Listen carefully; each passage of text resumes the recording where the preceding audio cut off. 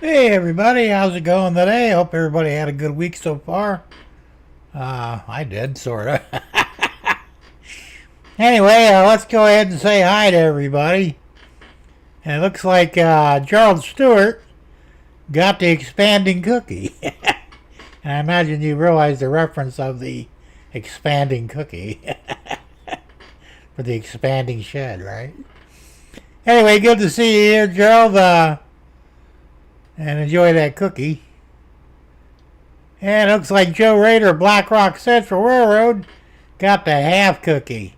All right, way to go, Joe, and good to see you here. Chuck Schreiber, he got the crumbs, but hey, it's something, right? Good to see you here, Chuck. And let's see who else we got. Signal Cabin. Hey, how's it going, Signal? How's everything going on in Ireland, man? Good to see you here. Let's see. Who else we got?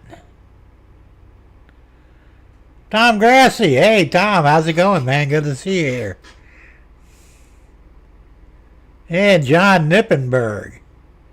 Yeah, no cookie for you, John, unfortunately. Maybe next time, though. Anyway, good to see you here. Hot Dog Pilot Andy. Hey, Andy, how's it going? And Dundas Junction Model Railroad. Hey, James. Good to see you here, as always. Curly Express. Hey, Dwight, how's it going? Good to see you. Derek Alexander. Hey, Derek. Always good to see you here. And who else we got? We're still scrolling. And scrolling. Ray Bertelson. Hey, Ray, how's it going? Good to see you here, too. And we're still scrolling. Schuylkill River Valley. Hey, John. How's it going? Good to see you here. And hey, happy birthday, man. I get a kick out of that.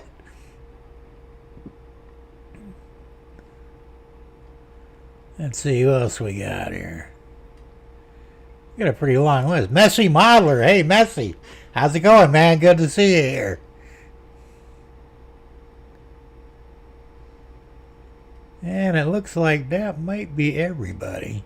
Oh, no. Wigwag Workshop. Steven. How's it going, man? Good to see you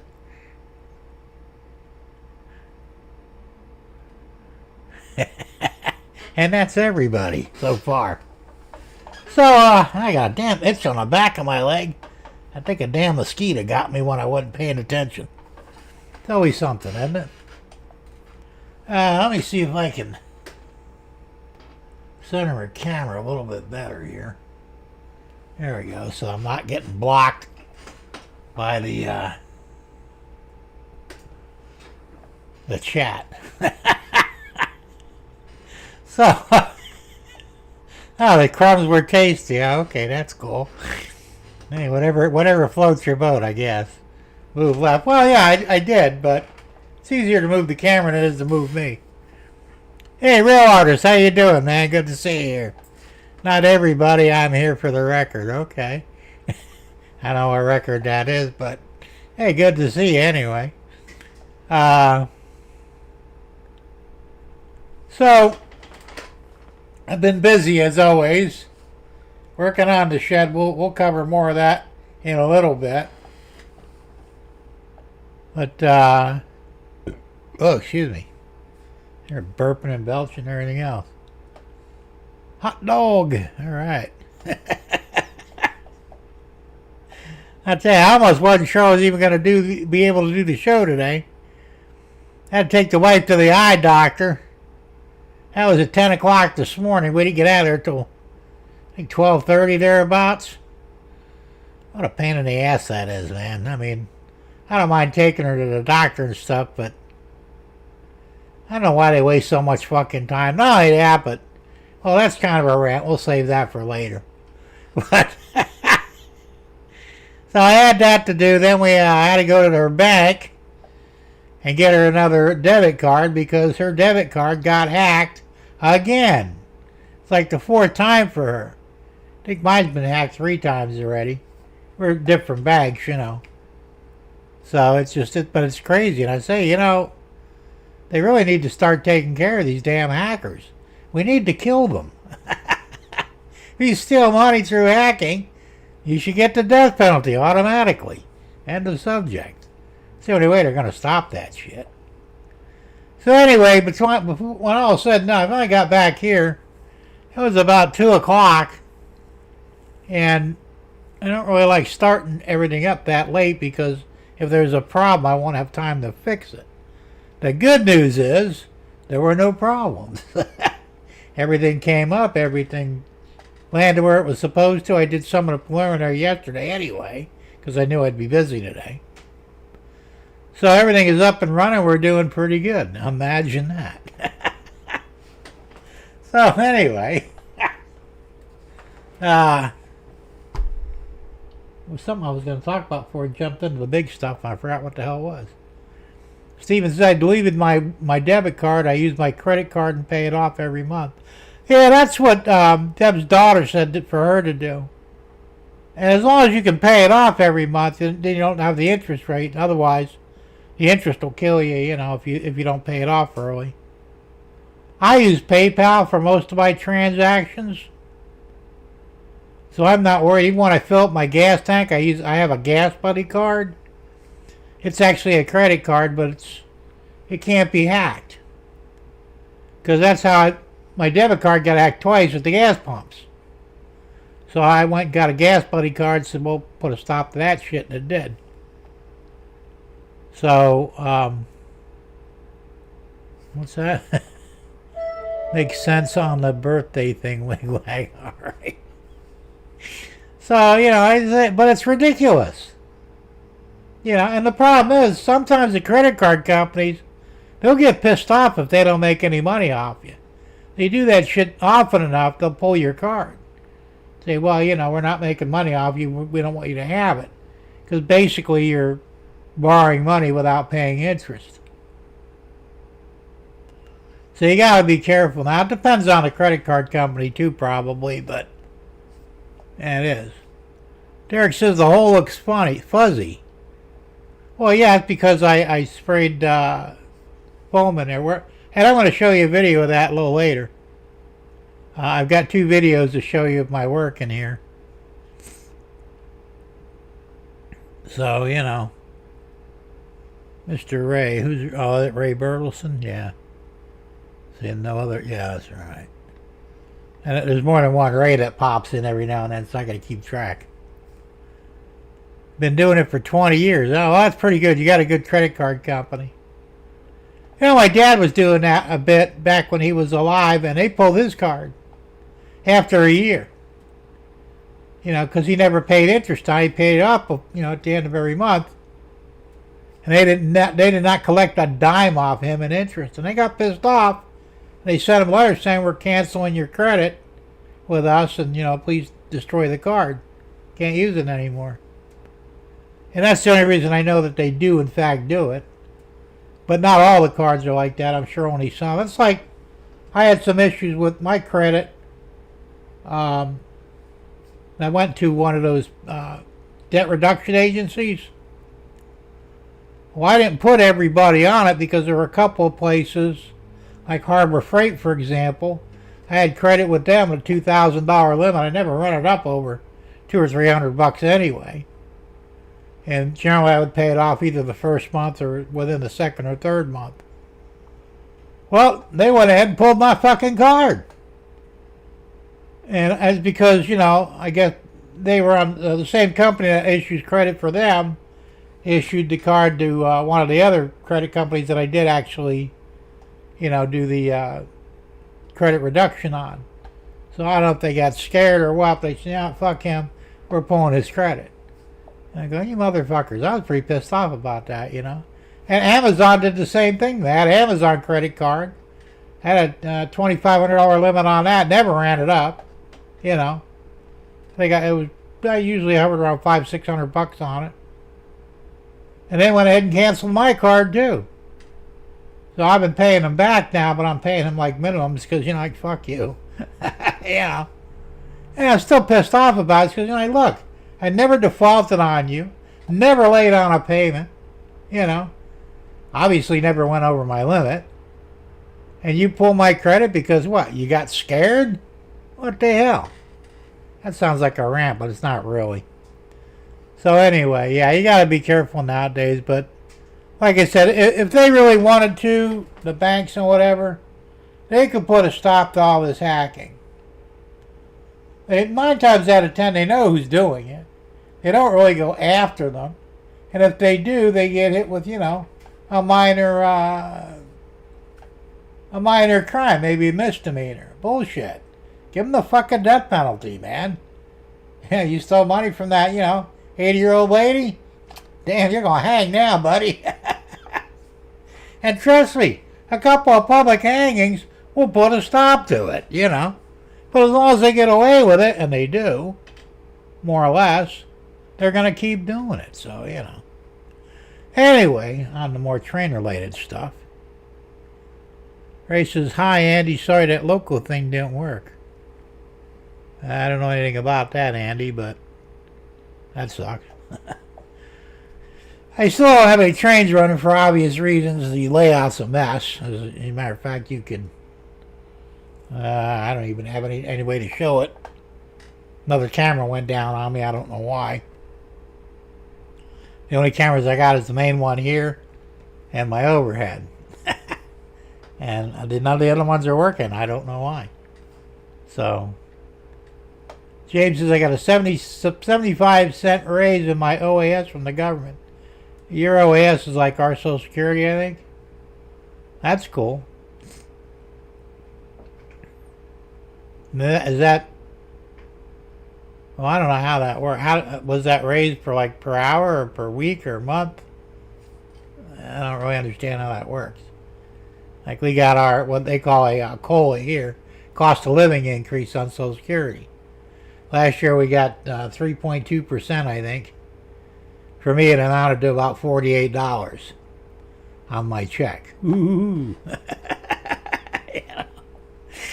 So they're really behind it. They need to give us about a 75 for. Actually, they ought to give us a 100% raise on our checks to bring us up to inflation, but they're not going to do it. That's per month, okay. So, yeah, that's just the way it is. You know, there's nothing you can do about it. I figured better than nothing, right? Not much better, but slightly better. So anyway, well, I went ahead. I did put this on my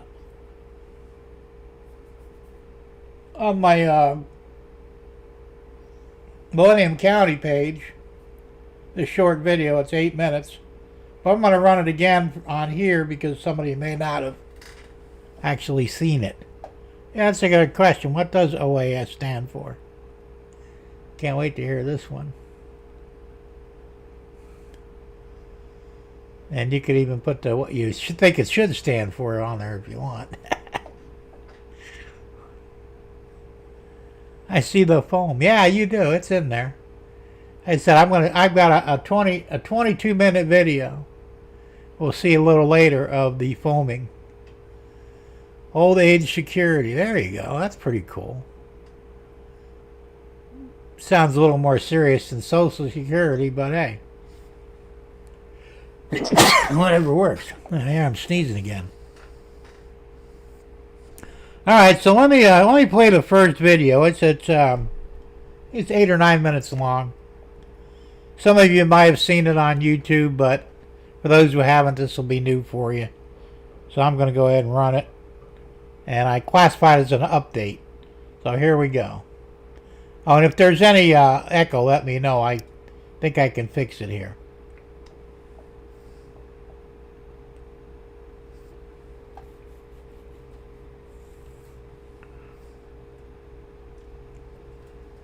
Hey everybody, Jim Tedesco here from Millennium County Railroad, version 2.5. It's going to be 3 real soon, trust me. But for now, it's still 2.5. I got in the mail today, it's kind of a mail call, but also an update on what I've been doing. But anyway, UPS came today from Amazon, and I got this. This is the spray foam that I'll be using on the inside of the shed, the walls and ceilings. Now, I didn't realize the cans were actually this big. They're about 16 inches tall, thereabouts. That's a big damn can of foam. But I got 6 of these, and that should be enough to do it. Each can is supposed to be is capable of doing 20 square foot. Now, most of where I need it is on the ceiling, of course, and right along the floor where it's open, you know, where the cord gets open. So those give me the main areas that get foamed. Whatever's left over, I'll do on the walls. It also comes with a smaller can, a foam gun cleaner. Pretty cool. Now, comes with, looks like there's several pairs of plastic gloves in there. It's a big bag of them. I know there's more than 2, obviously. Comes with one N95. Even says, I don't know if you can see that or not, KN95 mask. A white hazmat type suit. I forgot what these are called. I actually have a name for these suits, and I forgot what they're called. And you're gonna love this. Check out these goggles. They're like huge, man. Matter of fact, let me pull them out of the package. I gotta try them on. I've never quite seen it quite this big before. Boy, this is hard to get out of the package. Put this in the garbage. Alright. I don't think I'll be able to wear glasses with this though, but that's fine. I don't really need them. Oh, they work pretty good, but they're fucking huge. They look like some sort of a fucking spaceman or something when I'm on, don't I? Anyway, so you got that. Let me put my glasses back on. Also comes with the application gun. Now, I'll tell you what, this thing's all metal. I think with like a rubbery plastic handle. This is no cheap gun. I'll tell you what, it's, and the can sits on the top of this. And I'm thinking to myself, well, it's going to get heavy real quick. Those things aren't light. It comes with the gun. Comes with individual straws if you just want to fill holes. They have little triggers on the straws. And then it's got these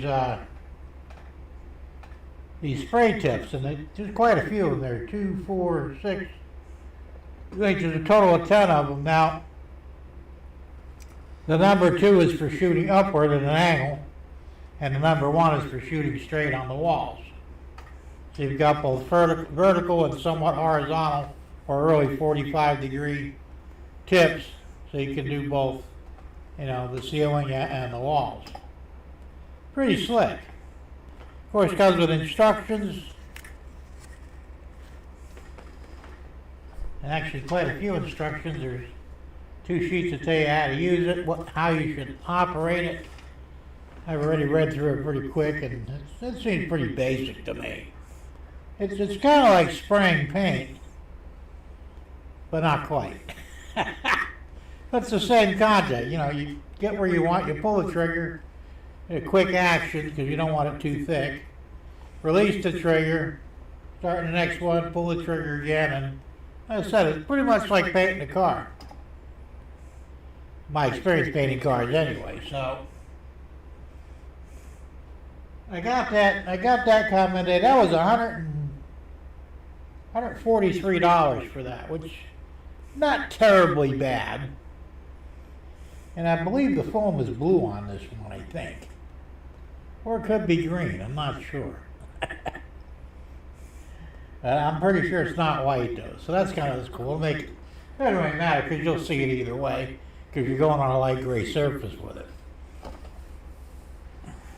Now, hopefully, I'm thinking either Tuesday or Wednesday to do this. I will set up a camera as close as I can on the tripod because I can't actually get in there, but you'll be able to see me do some of it to give you an idea how it's done. So if anybody wants to tackle a job like this, well, you'll either see the right or the wrong way to do it, depending how it goes for me.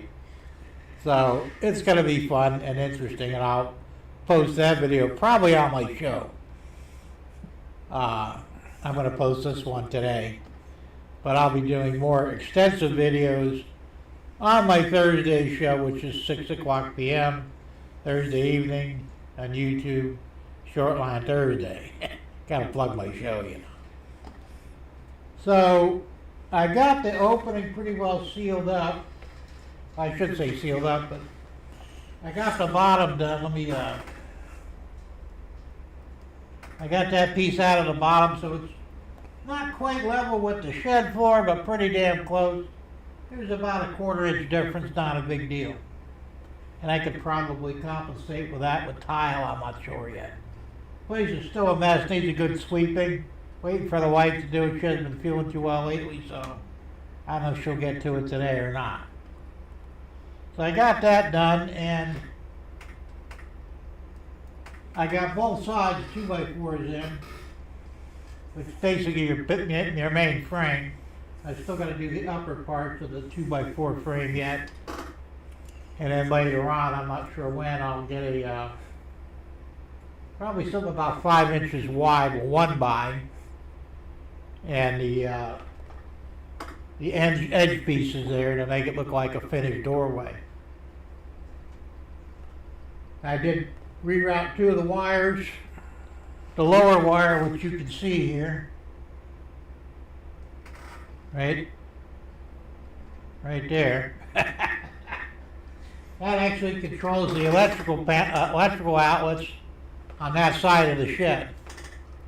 I'm going to have to go up over the door and connect it back into the existing wire, which you can't see right now. The upper wire, that's live. That actually goes from these this outlet on the wall here, which is that one there. So that's going to go to a light switch, and then over to the extra outlets. And I'll be using these shallow boxes, and this is what it'll look like when the thing's in there. Single duplex. There'll be at least, I think, between 4 and 5 down on the back wall of the metal shed. I don't need any on this side, although there will be up on this side over the doorway to connect to the light. And I'll have the same deal. It'll be a plug-in, but switchable. And the light switch will actually be on the wall, just past that wire, the upper wire. The reason I had to use it is because a large box is like this deep, and it just wouldn't work.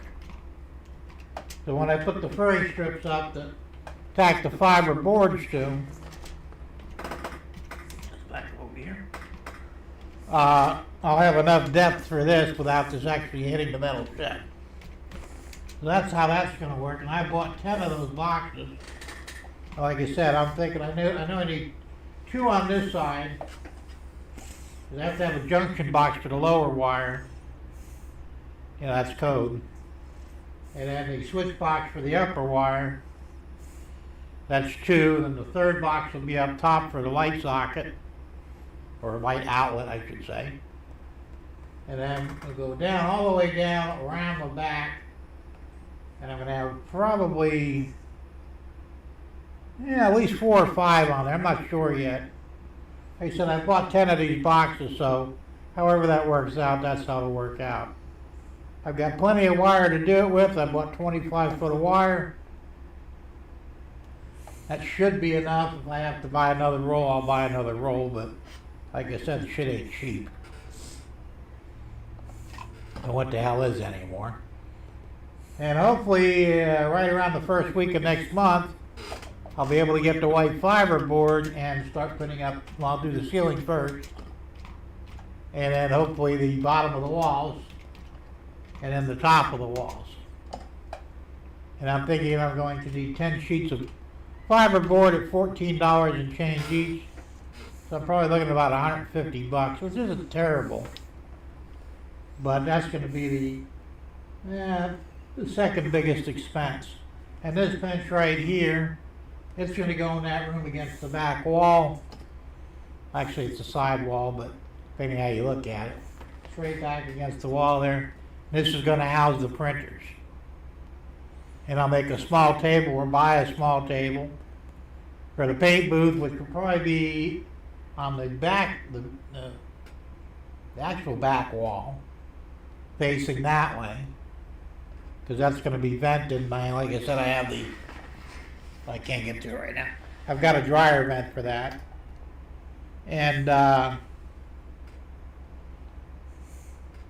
probably have another small table for the curing tank for the resin printer. I'm not sure yet.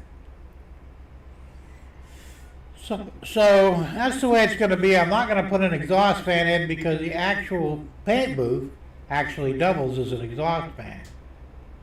Not that I have a real problem with the fumes, but I do have my quality air indicator here, and I'll probably move it into that room, so because it's better suited for in there.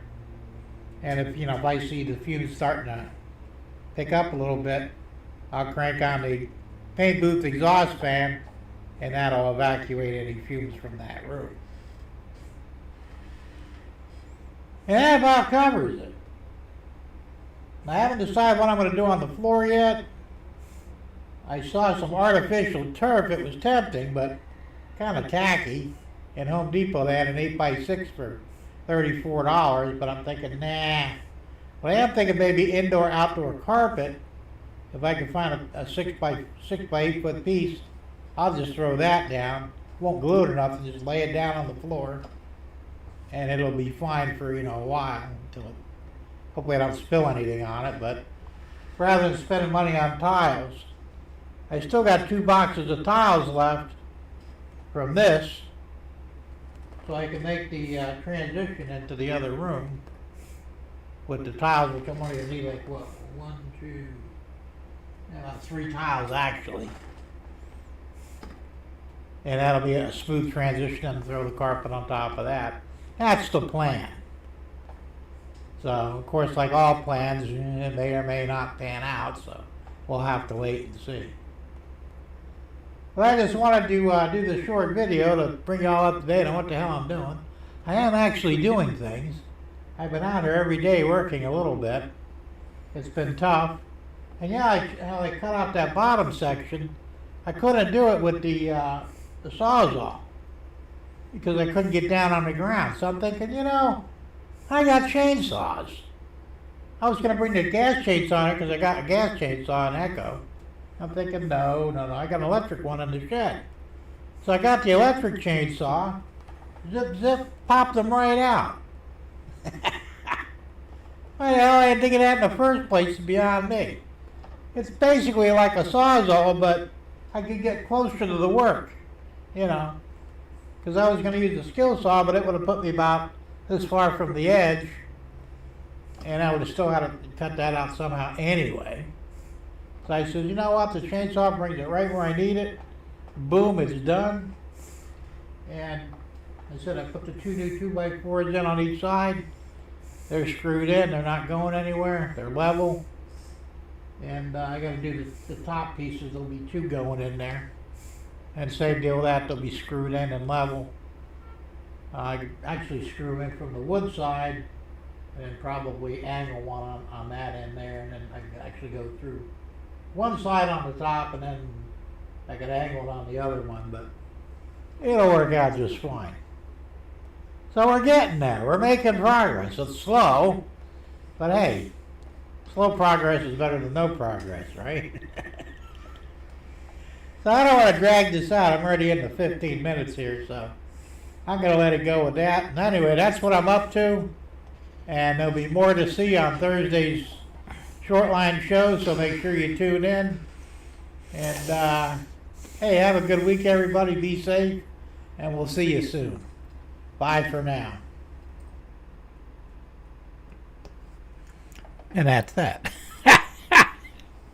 Well, Chuck, I don't know if it's a great plan, but it's a plan.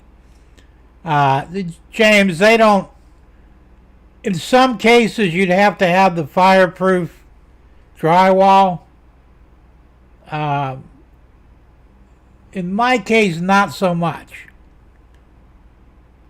Now, I'm only going to be running a little bit of wiring. There's not going to be like an installation in a house, and I don't do things to where I believe it'll be cause a fire. So, you know, like when I did the main shed here, I've got rolled fiberglass in there. You know, the rolls of it, you unroll, tack it up there. That's fireproof, and of course I don't have fire-rated drywall, but I didn't need it. And once again, very careful with my electricity, so I don't overload anything or overheat wires. So even though I have a lot of outlets, you know, it's all 14 gauge instead of 16, because you can actually run 16 gauge on a lot of stuff on a 15 amp breaker, but I'm running a 15 amp breaker on 14 gauge. So, and I'm very little draw amperage wise or even wattage wise, because mostly it's wall warts that are taking up the outlets along both sides. Yeah, well, Canada's a little different, like I said. When I had my shop, I was in a steel building. It was a big complex, but they were individuals, you know, they were connected, but I had 4 bays, and I wanted to build an office in there, and of course I had to do a permit on that. But I had to have fire-rated drywall on there, which was no big deal because, you know, it cost me a few extra dollars at that point. And that put me in compliance, so I passed the inspection, got the CO on it, was good to go. And once again, I didn't have much electrical in there.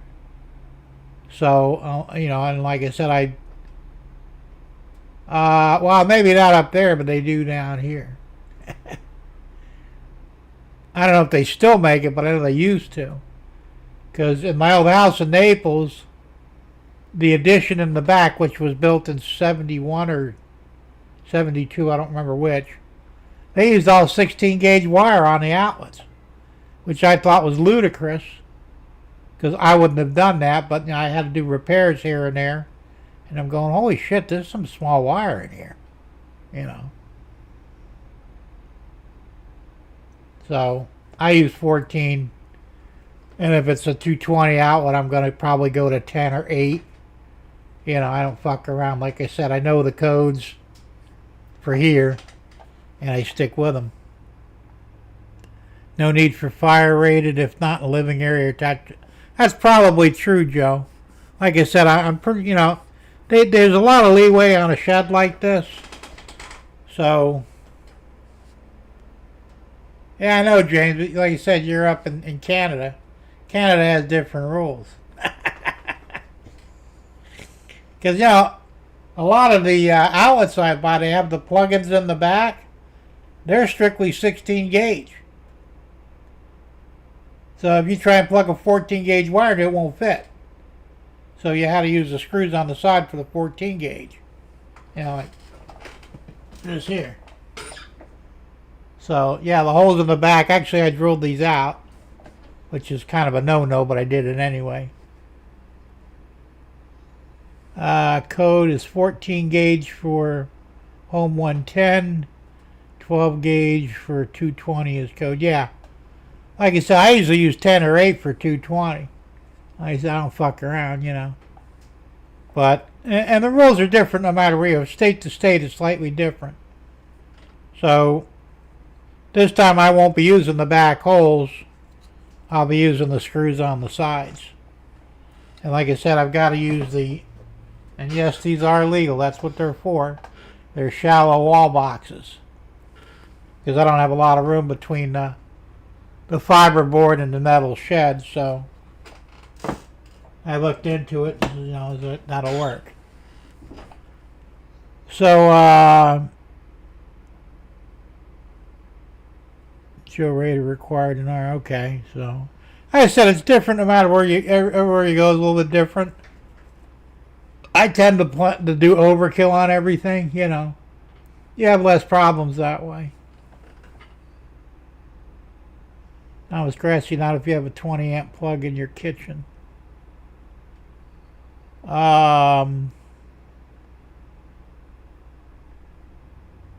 You can use a 20 amp outlet with 14 gauge wiring as long as it's not, like, I wouldn't use that for something that pulls a lot of amps.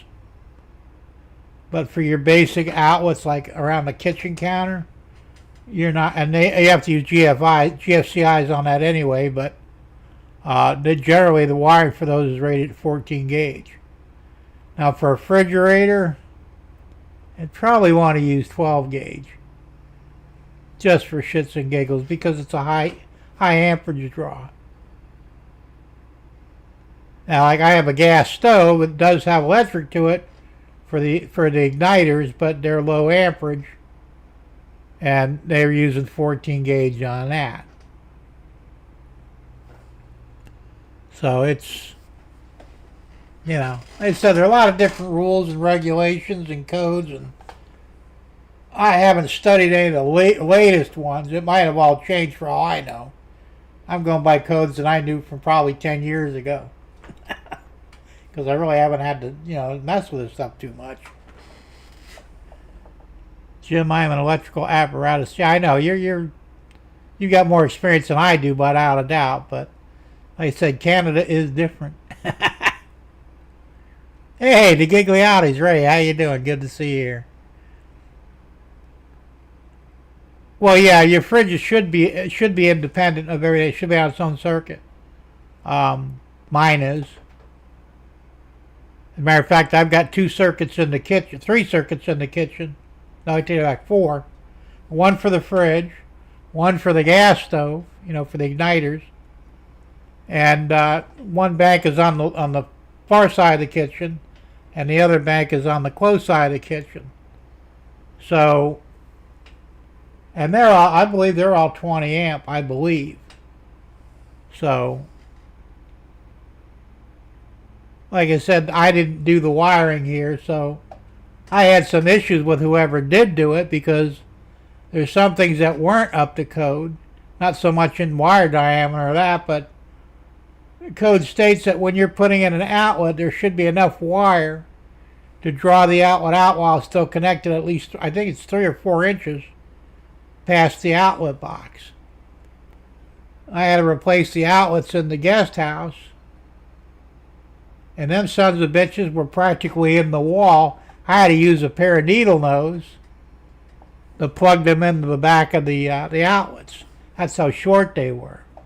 And I'm thinking, this fucking idiot whoever did this didn't know what the hell they were doing, But other than that, I didn't see any other, mistakes. But, it is what it is. So anyway, like I said, I'm not really worried about fires.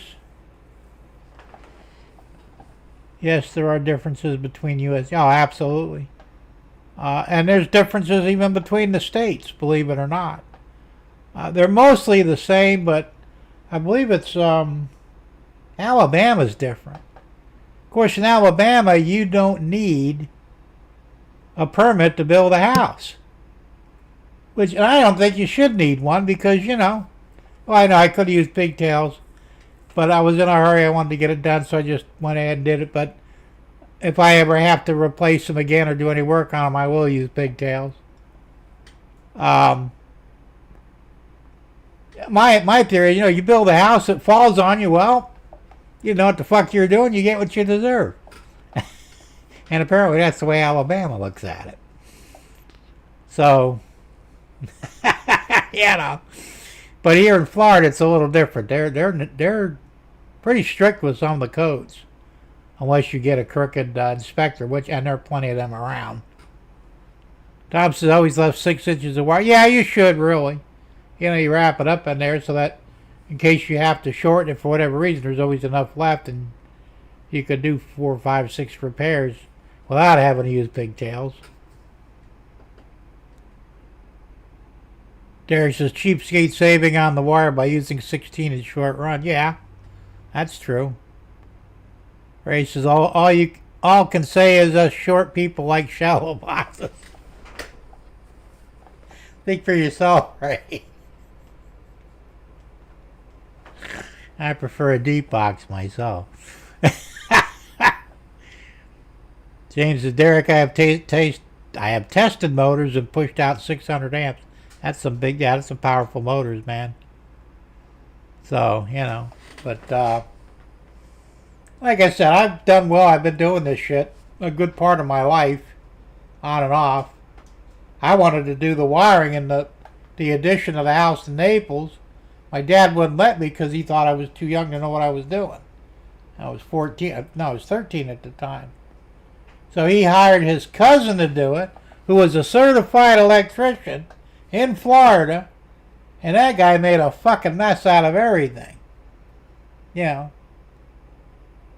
didn't have a dedicated outlet for the refrigerator. It was tied in with the 2 outlets on the countertop, which was a no-no.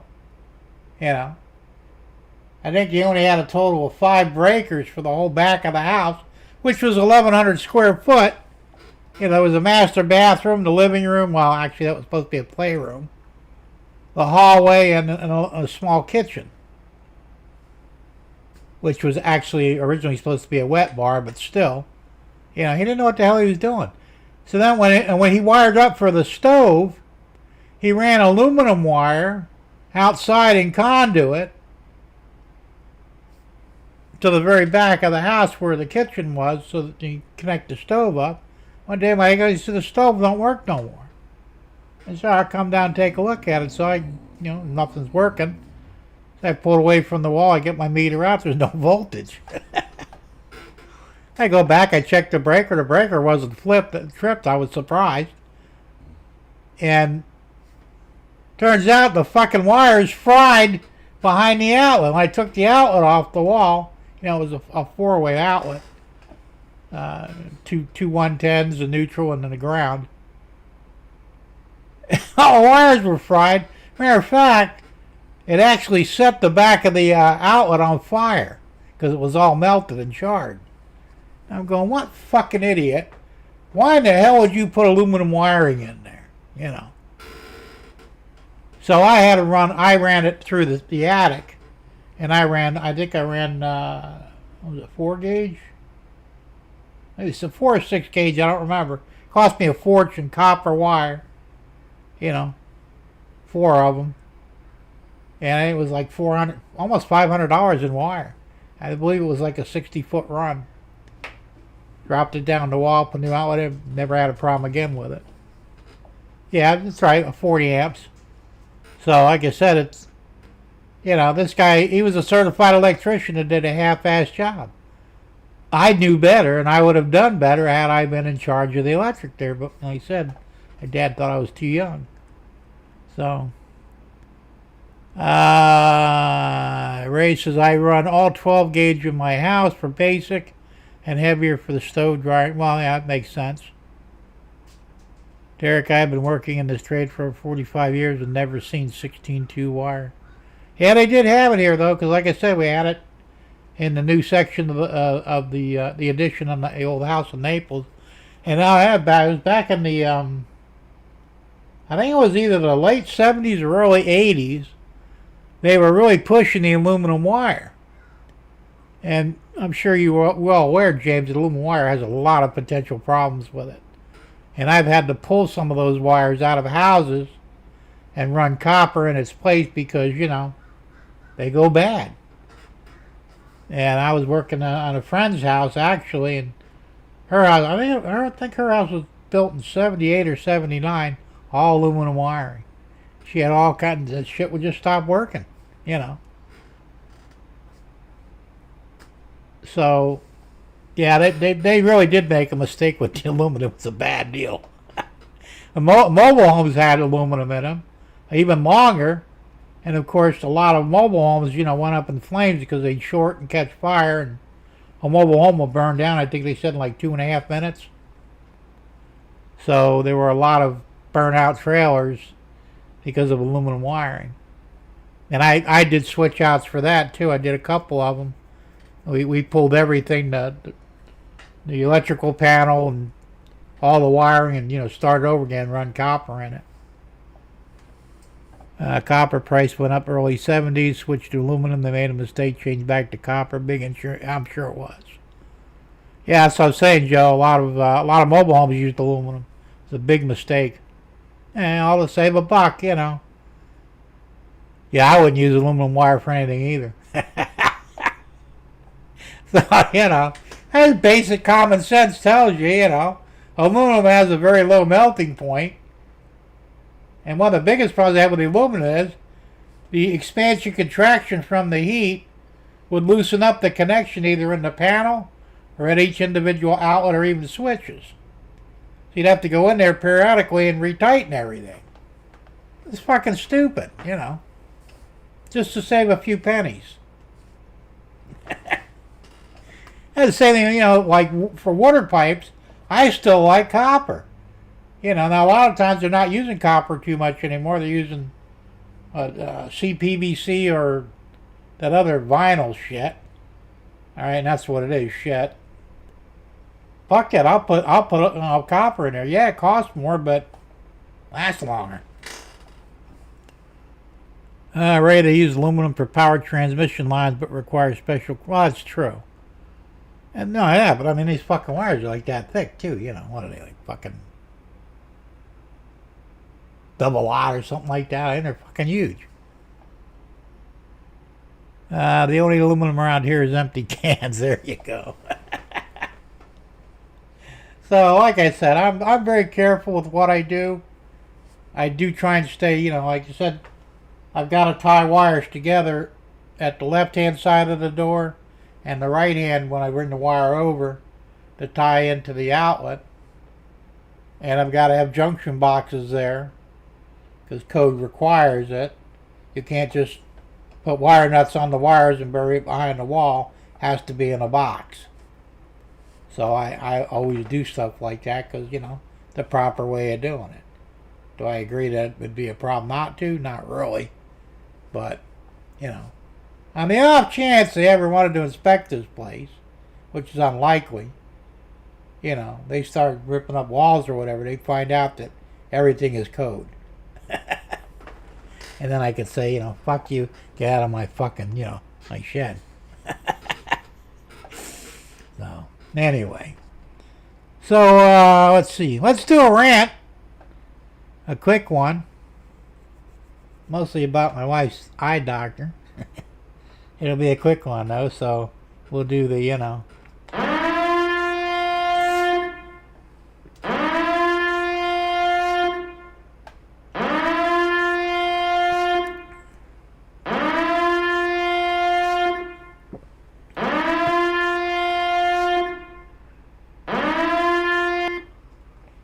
Alright, it's time for a rant.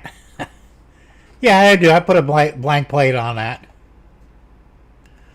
It's good for access, obviously. So,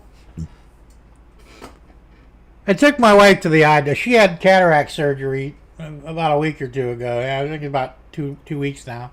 She did a follow-up, They wanted to fit it for glasses because, in my opinion, they did a shit job.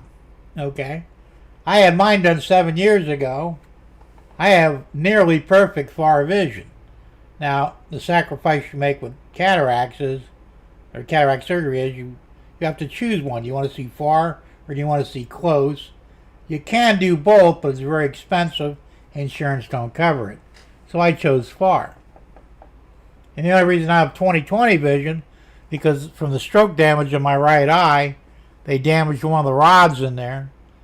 And I talked about that, so I won't go over it. But so anyway, they claim she has a what the fuck was she called again? A pucker in her right eye. Now, nobody knows what the fuck a pucker is. But they're blaming that on the fact that her vision, her far vision, isn't that good in that right eye. So they're telling, well, we could bring you back into surgery. We could correct it surgically. And she goes, no, I'm not doing surgery again. I don't blame her, you know. So, I'm like, similar to a chastity belt. Asking for a friend. That's funny. I know what a fucker. No, not a fucker, a pucker. And you wouldn't want a fucker in your eye anyway. I don't think. Which reminds me of another story. I might tell you at another time. But I'm losing my fucking train of thought here. So anyway, so she goes to get fitted for the glasses. Well, the first thing they do is, every test that they already done, not once but twice, they do a third time for the glasses. And I'm thinking, nothing's going to change after the second time. You know, because they did that after, you know, she had the problem with the pucker, you know. So, I'm thinking, well, basically all she needs is reading glasses. She says she doesn't care. She can see far, perfectly in the left eye, not quite perfectly in the right eye. It's a little messed up, but not much.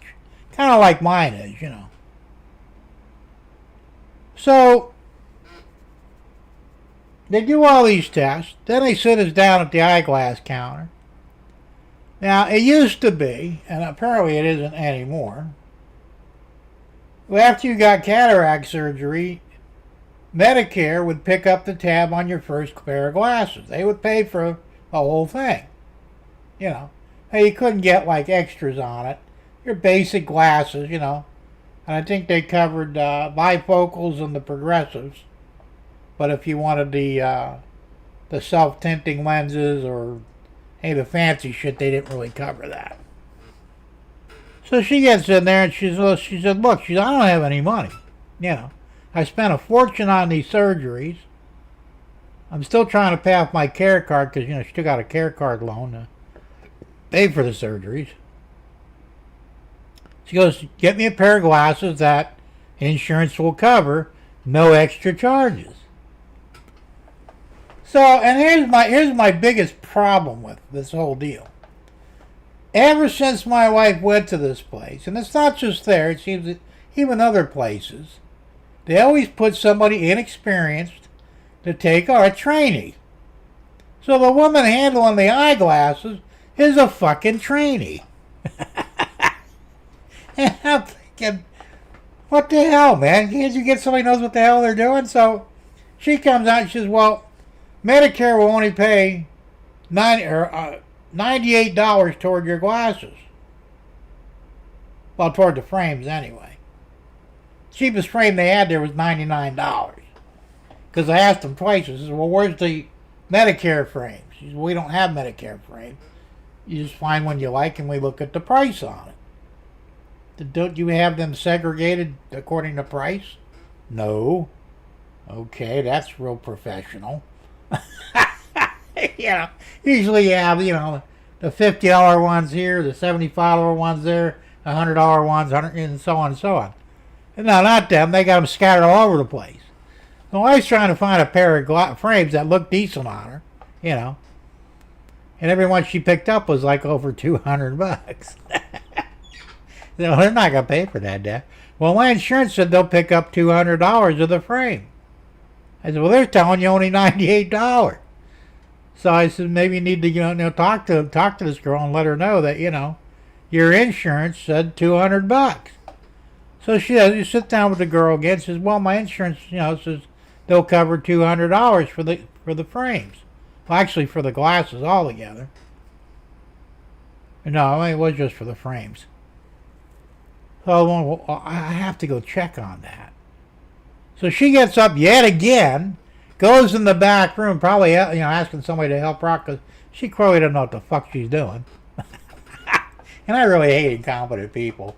If you want to be a trainee, that's fine. I understand trainees. You don't put trainees out in a real world situation. You put them in another room with a fake pretend person, and you teach them that way. You don't put them in a real world situation because it's stupid and it makes her look bad. Of course, she's fat and not that good looking anyway, which is another scary thing. How come all these doctors and assistants and shit are all fucking overweight? And you're working on an eye place, a vision place, and you're wearing, thick glasses. There's nothing wrong with that picture, But anyway, back to the rant. So she comes back out and she goes, well, yeah, you're right. Your insurance company will cover $200. Wife says, all right, well, I got a pair of frames. They're $149. I'll take those frames. Okay. So then she goes, well, do you want the, what the hell do they call it? The anti-glare coating? That's just, no, it doesn't cost anything. Sure. Well, it's $99 that insurance won't pick up, right? Apparently this woman didn't get the memo. It said we don't want any out-of-pocket expenses. So goes, well, I can't afford that, so no, I guess we're not getting it. She says, all right, well, you want the, and they got the special, it's not plastic, it's a different name, I can't remember what it's called now, but the lenses. Yeah, you're right, they are, Chuck, or they want to be. She goes, well, how much is that? She goes, well, that's $50. And I'm going, excuse me, hold the show here. Let's make this simple. No out-of-pocket expenses can my wife afford. So you're going to have to stay within whatever insurance will pay for this stuff. Not a penny more. Yes, sir. And I was fucking yes, sir, right? Because my wife, she's afraid to speak up, She's afraid she'll piss somebody off. I don't give a fuck. So we get through all that shit. And she decides she wants to get regular bifocals. Of course, they measured where she wants the actual bifocal is. I didn't know you had a choice on that, but you can. They can either be higher or lower, which is kind of cool. I didn't know that. And she's all ready to, she said, well, I'm going to need, $50 and sign here. And I'm thinking, what fucking part of no out-of-pocket expenses did they not understand? So my wife finally, she says, well, I can't afford that. I told you I don't have any extra money. Well, you want the, what the hell they call that? It's a special lens. It's some fucking fancy plastic. It's still plastic, So I said, well, don't you have something else? Well, yeah, we got plastic lenses. Are they free? She says, yeah. I said, well, that's what we're going to get, So you don't want the other? No, I don't want the other ones. My wife told you she doesn't have the money. I can't afford it. I'm already paying her for the for her care card. That I'm basically paying it off for her because she doesn't have the money. I give her $300 a month to put toward her bills. So it's like, what the fuck? She goes, I'm not sure. I don't know how to handle it. So she had to get back up again for like the 8th time, maybe more. Goes in the back room, comes back with another woman. She says, so you don't want the, whatever those lenses are called? She goes, no, I can't afford it. I told you. I don't have any extra money to give you. Oh, you'll have to take the plastic down there, Fred. So we finally got this. So they did the deal. She won't get the glasses. He said 14 business days. Why it takes 14 days to make glasses is beyond me. Because they're supposed to, looks like they're set up to them in-house. But maybe they don't. I don't know. And we get out and I'm going, I didn't think this was going to be an all-day affair. You told me you'd be in and out real quick. You were just going to get your prescription filled. And boom, out the door we go. Well, it didn't work quite that way. Amazing they didn't offer you a payment plan. Now, these people are real assholes, man. They want their fucking money and they want it right now. They want it up front. Because Deb said, well, if you can wait till next month, I could pay you then because I'll have more money. Well, no, we're going to bill you today for whatever you decide on. So even if I don't pick them up till next month, she said, no, it doesn't matter. We bill you from the time you sign the contract. Well, I can't do anything, so we're going to have to do what this done. So Tom says, I took Barbara to the eye doctor the other day. Her bill was $6.20. So she gave the girl $20.20. The girl could not do the math. The other girl could not either. Oh, my God, how do people get to... I know. Well, they can. If the machine doesn't tell them what the change is, they don't know how to count it out and figure it out. I mean, duh. You know. I used to do it all the time when I was younger. Because, I mean, we ran into stupid people even back in the day, you know. And because a lot of the registers didn't make change for you. So you try and get, even it out so you get even money back with no change. The bills only. Because I never liked getting change anyway. And they're like, it's simple. He says, in this case, there's $6.20. We're giving you $20.20. So you count 6, 7, 8, 9, 10, 11, 12, 13, 14, 15, 16, 17, 18, 19, 20. You give me back $15.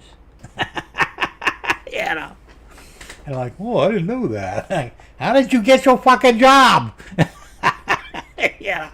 It's amazing. But anyway, so I was not really happy, because like I said, it blew half the day for me.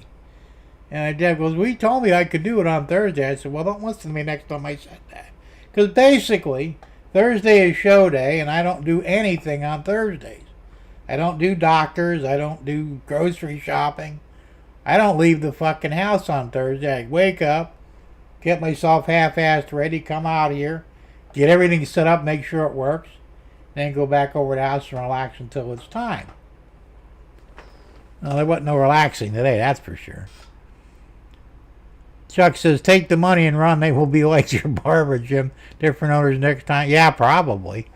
And that's what I'm saying. And that's another thing, too. I says, when I got glasses the last time, which was probably 10 or 12 years ago, it's been a while. 14, sorry, back. I don't do too well either in the math, but I basically know how to do it, but I counted wrong. But thanks for correcting me. I never claimed to be a math scholar, right? Well, I got that non-reflective coating for $29 on my glasses, And I think it was $45 to get the, what they call it, the transition lenses that suck, by the way. Because, they don't work on the carbon fiber lenses or whatever the fuck they are. And they don't work in a car at all because of the windows. Because even the factory window tint, which most cars have, messes with the ability to darken inside a car. Try to have extra fingers. Well, not last I looked. I'm not one of them 6-finger guys. They do exist, though, by the way. I do math problems daily just to keep... Yeah, good. Well, I used to be good at math back in high school. Like I said, did trigonometry, geometry, algebra, all that shit. I don't fucking remember how to do half that crap anymore. And why would I?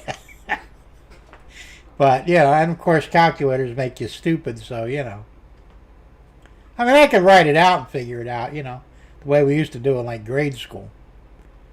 So, yeah, right, Tom Grassi, I'm too lazy. There you go. Derry said he was counting on his lap, so there was an extra digit. There you go. You guys are funny as shit. But anyways, the prices jumped up that much. $50 for the coating and $100 for the fucking transition lenses. And it was another $100 just for the... I can't remember what the hell it's called now, but it's a new kind of a plastic. It's lightweight. I don't remember what it's called, but... bullshit. Anyway, rant over. I just hate dealing with people anymore. I tell you, I'm just so disgusted with it, I wish I could live someplace where people were intelligent. But there doesn't even seem to be a place like that. I mean, You guys are smart, but you know you're probably in your county, city, state, whatever. You're probably surrounded by stupidity too. Yeah. Maybe we need to start our own community of fucking intelligent people with common sense. Wouldn't that be cool? Ray says I used to be good at math until I couldn't see my toes anymore. There you go. My wife's stepbrother is moving to Utah getting married. Is he a Mormon? You can't really go to Utah unless you're a Mormon. You know that, right? What the hell do I know? So anyway, but I just get so disgusted with it. You're wasting my time, you know. Get people that know what the fuck they're doing. I mean, there's no reason why that whole thing couldn't have been really settled within a half an hour, you know. These are the glasses you want, fine. All right, this is what your insurance will pay. You know, what extras do you want? Oh, you don't want any? Okay, no problem. And you're done. You know? How the fuck hard? How hard is it to do that? Instead, she took 3 fucking hours. Derek, no passport. Oh yeah. As an aside, they're changing out the passports in the United States. The new passports will have a picture on the cover of none other than our glorious President Trump. I kid you not. They're having his picture put on the cover of the passport, which is weird. He's also going to be signing all the bills. Any new bills that come out, you know, 1s, 5s, 10s, 20s, 100s, going to have the Trump name on those too. She's going, so it's time to get one. Yeah, there you go, right? I remember when you used to be able to go to Canada without a passport. And don't you need a passport now to go to Canada? I think you do. You used to be able to go just by showing your license, but that was back when I was a teenager. You know. I actually did venture into Canada once by accident. And, you know, I was in the French province and all the signs of shit were in French. I'm going, I gotta get the fuck out of here, man. I'm in the wrong country. Turn around, you know. Anyway, odds are nil. Yeah, there you go. So anyway, let's go ahead and post the next video. This is me spraying foam. And you can see in the background here that it's all foamed out. As Derek put it, look fuzzy. But you'll get to see a better, clearer picture of it through this. Oh, they do accept real ID in Canada? I didn't know that. Okay, cool. That's news to me, but that's good. I have a real ID. I think most people have them now, even though, you know, it's bullshit. We have an enhanced license now that allows you on domestic plates and to cross into Canada and Mexico. Oh, really? I didn't know that. Cool. Yeah, like I said, I'm not up on everything, just some of the dumb shit. Alright, so anyway, here's the video of the foaming. Does this make me a foamer now? I'm so sure just what the fuck a foamer is anyway. But anyway, here we go. Alright, everybody. I'm getting ready to do the foam. I got a suit up yet. I'll need the wife's help to put the Tyvek suit on. That was the word I was looking for last time we talked. It's Tyvek. I almost forgotten about that. Well, memory ain't what it used to be. It does kick in though after a while. So I'm going to get suited up and I'm going to move a cam. I found my camcorder. So I'm going to set it up on the tripod in there as best I can. And we'll shoot some of this. Now, I don't know how long it'll take, and I'll probably have to edit some of it out just to save time. But anyway, if anybody's wondering how you do spray foam, this is how. So stay tuned, and we'll be starting in a minute. And I'll walk you through it a little bit. So stay tuned.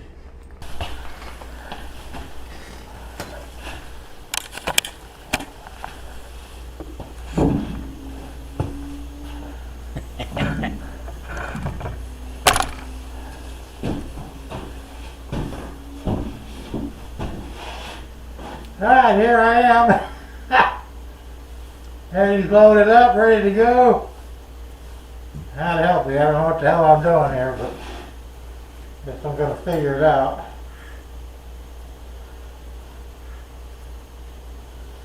Valve's open. Let's see what happens here.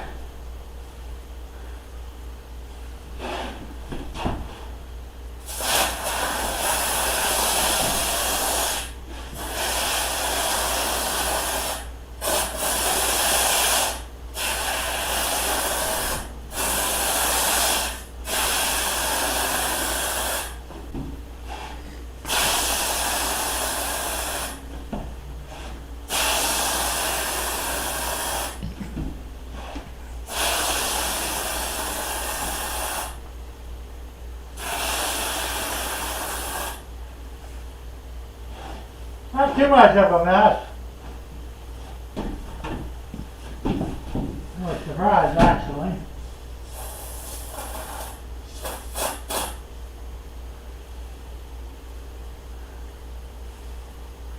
That's a pretty good job.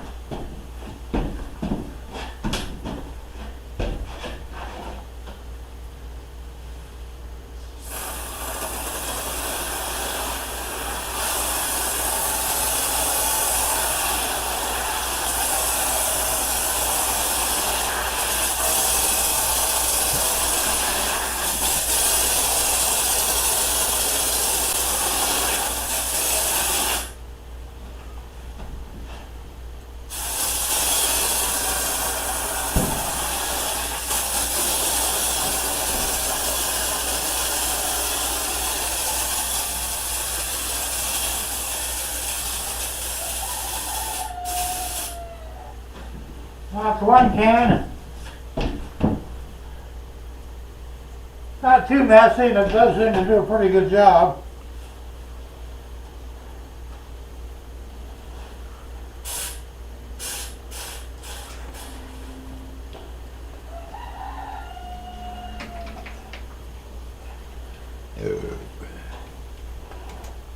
Doesn't go very far though.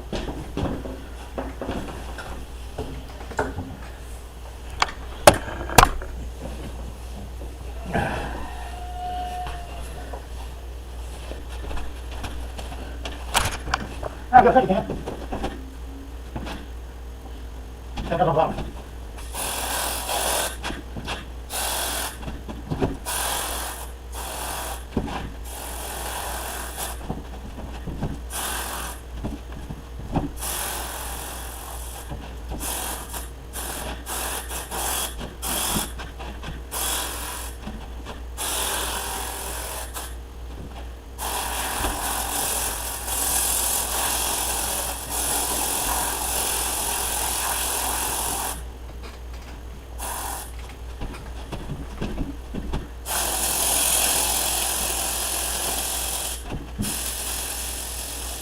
Looks like that.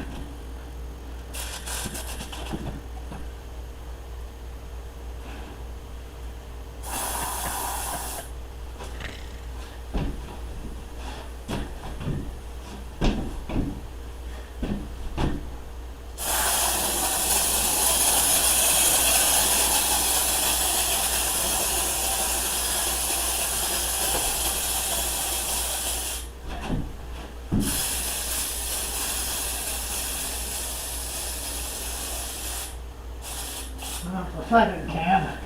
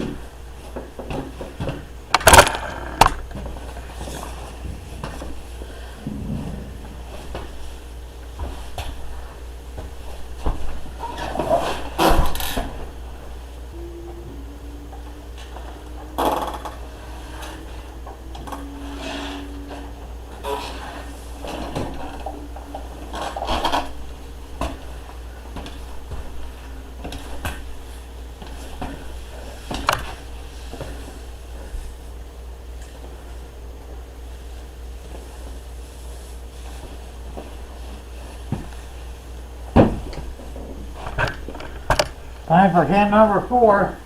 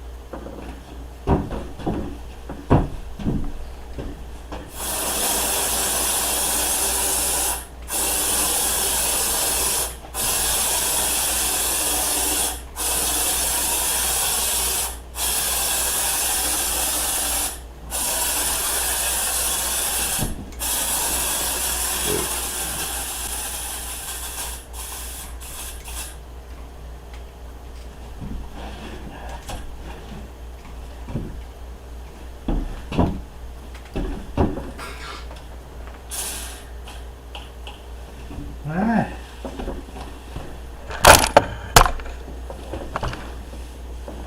One can left.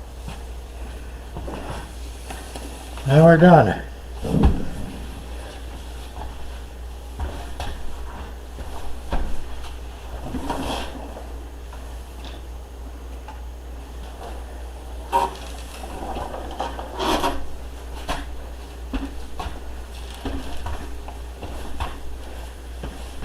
Here we go, last can.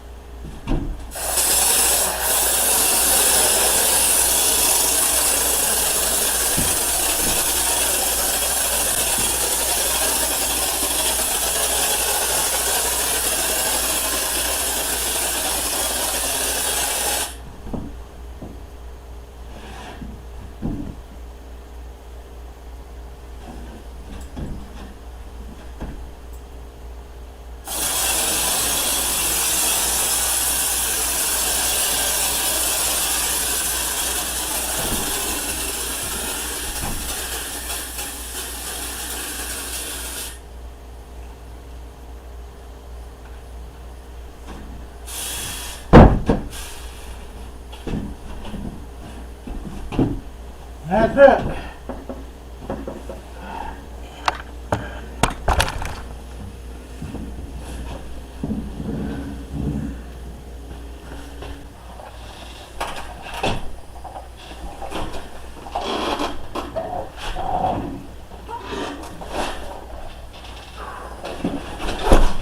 That was too much like work.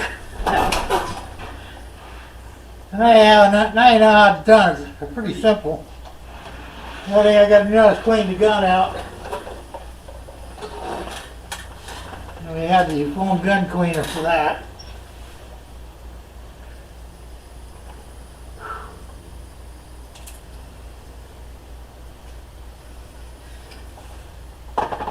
Amazingly, the fumes aren't that bad in here. Of course, I got the door open now to vent out any residual. I could barely smell it, actually.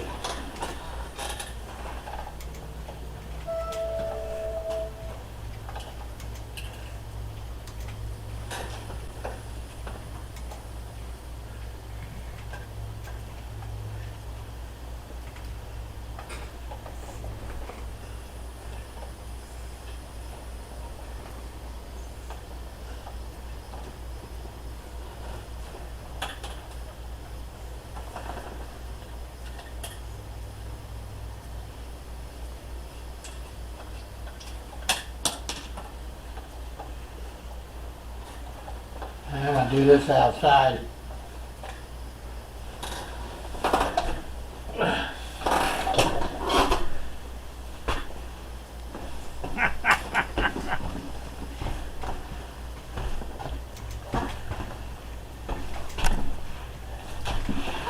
I'm just going to clean it out.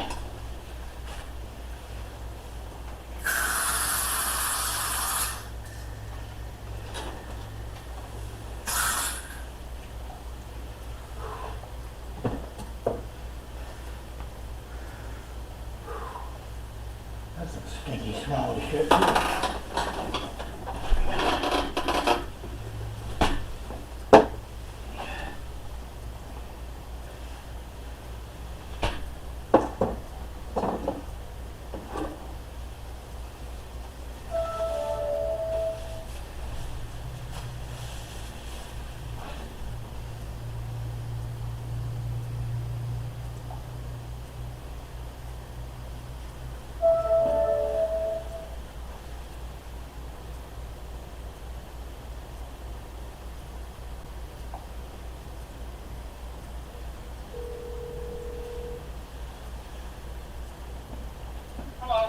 Hey, can you help me get out of this suit?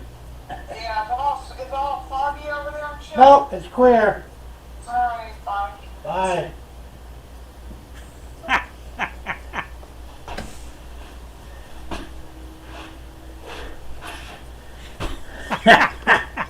Alright, that's it for now. Alright, Alright, I'll just give you a quick view of inside the shed here. Now it's starting to set up. It's pretty sloppy, but not really.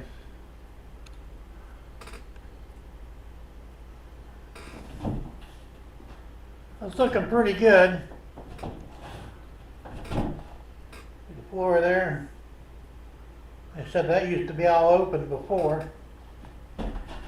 Now it's all sealed up pretty tight.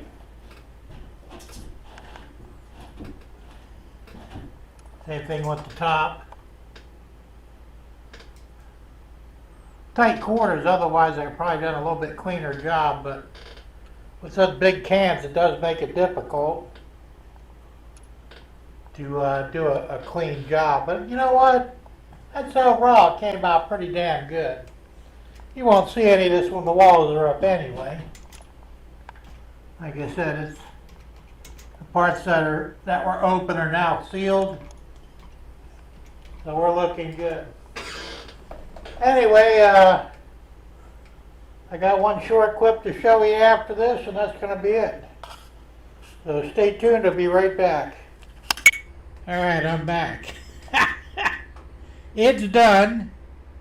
I didn't do too bad for a first timer. The only thing I did get out of it though, don't spray it too thick, because it doesn't stick well if you do. And I did get some on the floor which will clean right up. But so took about 35 minutes to get it done. Went through all 6 cans. It don't go quite as far as they claim it does. It also depends upon how thick you spray it on. Now the ceiling I actually did a heavy coat, but the walls I did a lighter coat because it wasn't that important on the walls. But the ceiling, especially around the edges, I wanted to really fill that in. Same thing with the bottom of the walls, to fill in where the corrugate is. So as near as I can tell, I've sealed up any potential openings, so there will be no leaking of rain or anything else. Even though it did rain the other day, and not a drop got in the shed.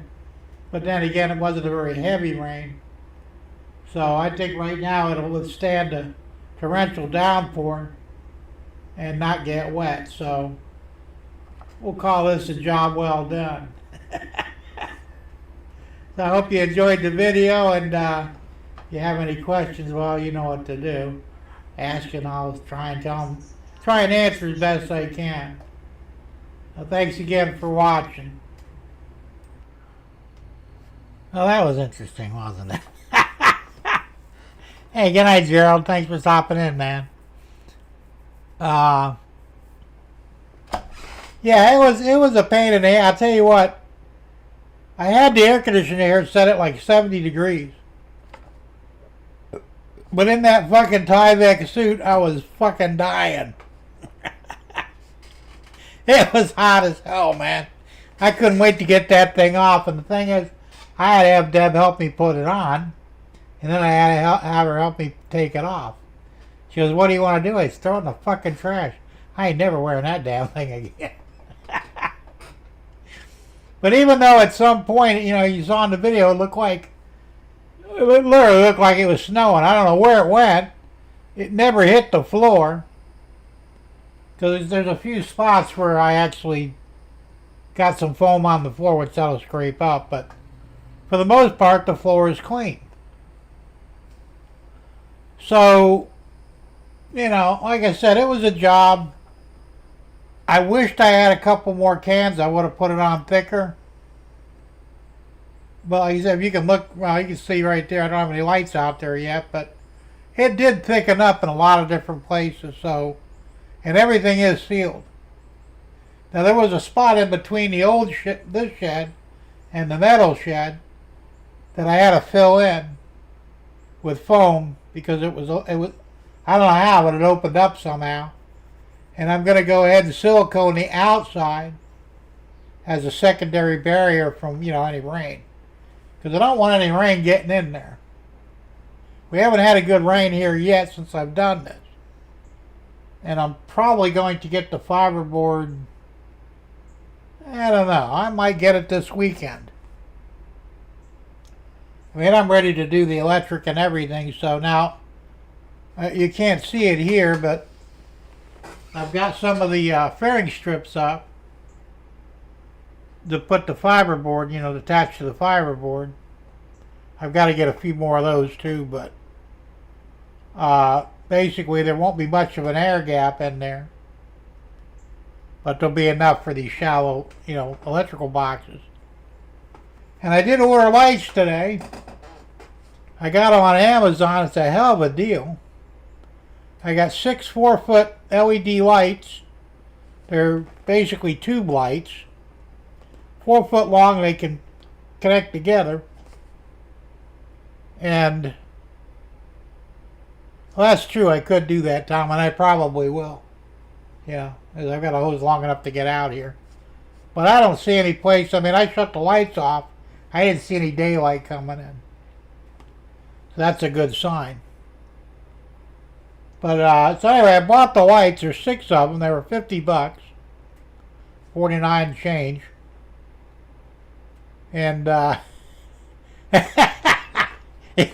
I could have, right? That's funny. So they're going to be mounted on the ceiling. They said I'm going to put two together on the back side of the ceiling and 2 together on the front side, well, the other side of the ceiling. So it'll illuminate both sides of the room. It's going to be bright in there, probably a little brighter in there than it is right here. But that's fine, because like I said, I'm going to be working with the printers. I've got a tabletop drill press that I bought from, where the hell, I think I got that from Harbor Freight. A few years ago I brought it up with me, from Naples. It's in my garage right now. I'm going to move that out here because I actually have a use for it in this hobby. And like I said, some of the power tools will probably be kept like on shelves or something, because there is stuff I do use on occasion. So that room is going to be pretty well outfitted as a what you call a print tool room, and of course a storage area. So I've got to take this sink and turn it around yet too. I got to take it off the wall. I already disconnected the water and the drain. I'll lift that off the wall. They're going to have to put another fitting for the water line on the opposite side. Cut this one off, put an elbow on there. And the drain, I think I'm going to have it go straight out the building and end down where I can actually access it. Because before I had it go straight down outside the building and then 90 degree it under the shed. Problem is, I was dumping the water in there from the resin printer, and there was enough resin that over time it clogged up down there, probably at the elbow. And I had to cut the pipe because it wouldn't drain, and there was nothing, the drain, none of that shit would eat through it. So I said, well, I won't make that mistake again. So I'm just going to slightly angle it down out the shed, and then probably downspout it near the floor. Hey Jim, did you heat the cans in hot water before using them? No, I didn't need to because it's been fucking hot as hell down here. Actually, the day I did it, I think it was like 88 or 89 degrees.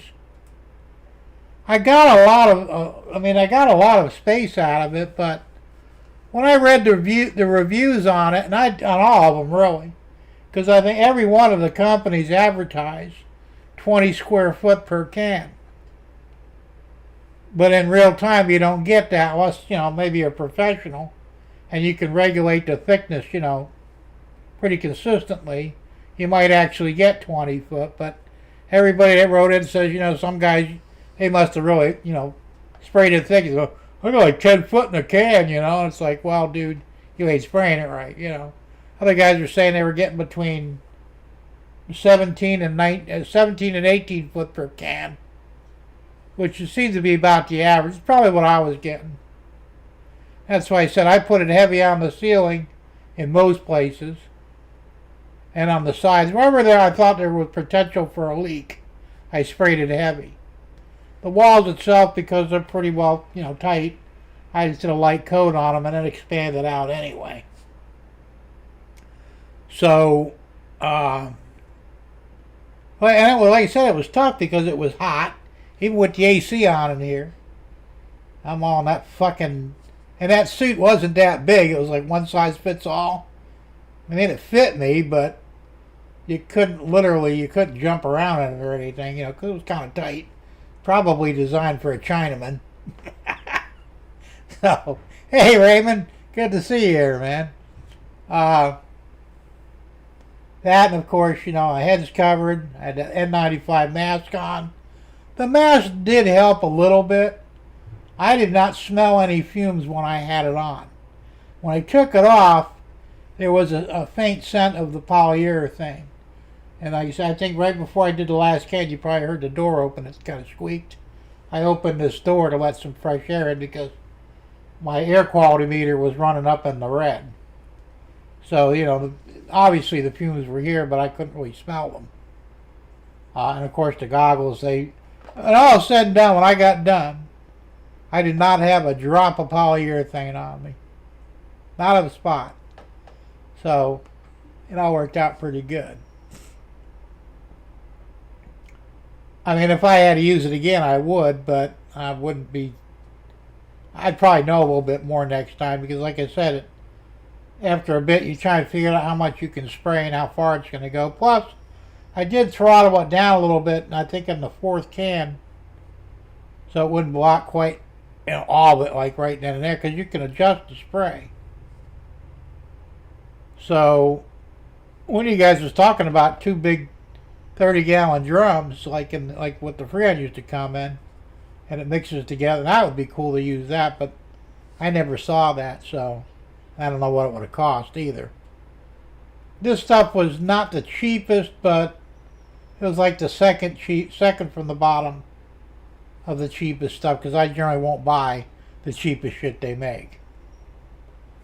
So, but it did the job. It did quiet the place down. I mean, before I did that, the trees above, they had them little berries on them.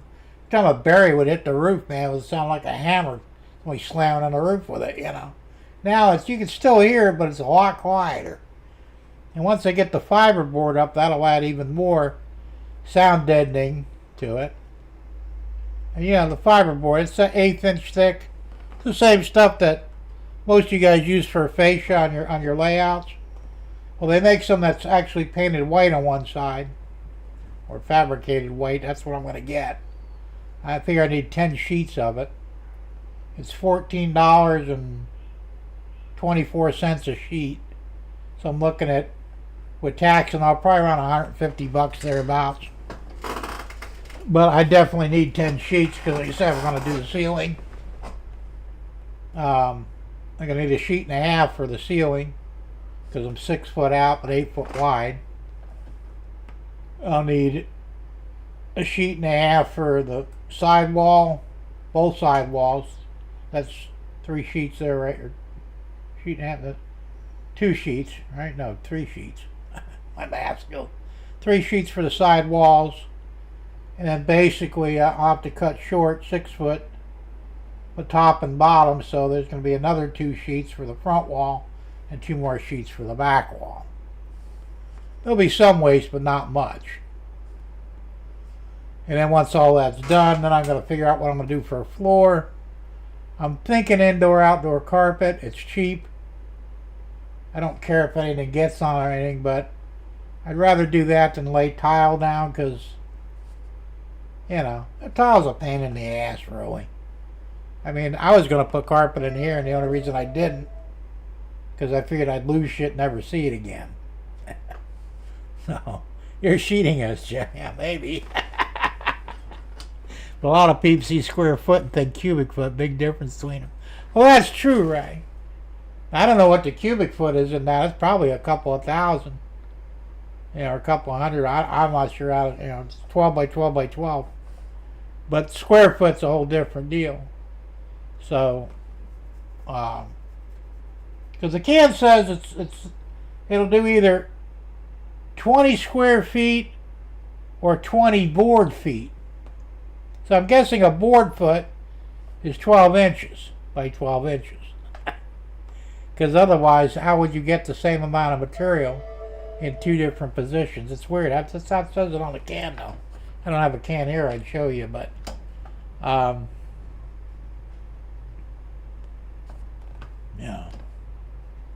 yeah, cubic foot. There probably is 1,000 cubic foot there, maybe more. I don't know. I'm not going to sit down and try and figure it out. Now, I was originally going to get the 12 can kit, which would have been closer to, it was like $190 somewhere around here, and I'm thinking I really don't need 12 cans. I mean, I could have really made a thick ass insulated foam with that, but I had my attic done with basically the same stuff but professional. I paid $4,000 for that. That's back when I first bought the house, because my exterminator, they did an inspection of the house for me. It was part of the deal, and they went up in the attic and they go,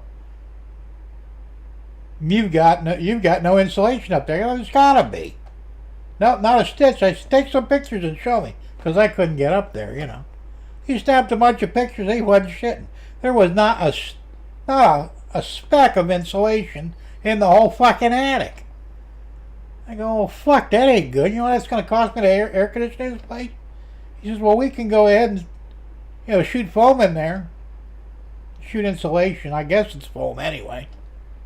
For $4,000, I said, go ahead and fucking do it. So they did it, and they got crazy with it. I mean, the only place where there's really a floor is over the garage. The rest is open beam. And my wife went up there and she says, you can't even see the other side of the house. I said, what do you mean? She says, it's foam. It's insulation. They like floor to ceiling, floor to roof rather. And I said, oh, that makes sense. Yeah, Ray says a board foot is 1 inch by 12 by 12. There you go. And so I'm sure that's how they figure out the same as 20 square foot. But a board foot is a linear measurement. Yeah, that makes sense. I figured it had to be close, because otherwise it wouldn't add up right. I don't know why they don't just say 20 square foot. But it actually does say both 20 square foot or 20 linear or 20 board feet. And I'm thinking, the fuck's a board foot? Hey, when they do shit like that. Ray says, I'd rather use cubic meters. I think it's time USA got with the program. And nah, fuck that, man. I mean, you're young, so you can get away with that. But they tried to teach us the metric system in high school. Nobody wanted nothing to do with it. They finally dropped it. And for a short time, the gas stations went to liters. So instead of pumping 18 gallons into your or 20 gallons into your tank, it was 80 liters, more or less. And it fucked everybody up. Of course, the price was cheaper, but they actually put conversion charts on top of the pump so you would not think you were getting ripped off. But there was only a handful of stations that did it, and they were losing their asses. They went back to fucking gallons. So, I mean, I'm familiar with the metric system. When I do 3D printers, I use all millimeter measurements and centimeter, because it's easier and more accurate than inches. But, like when I buy a can of soda or whatever, or a bottle of soda, this is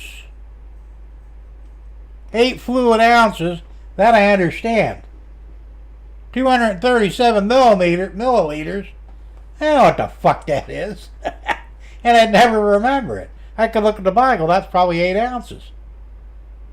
The same thing when they did shit with car engines. We used to do cubic inches.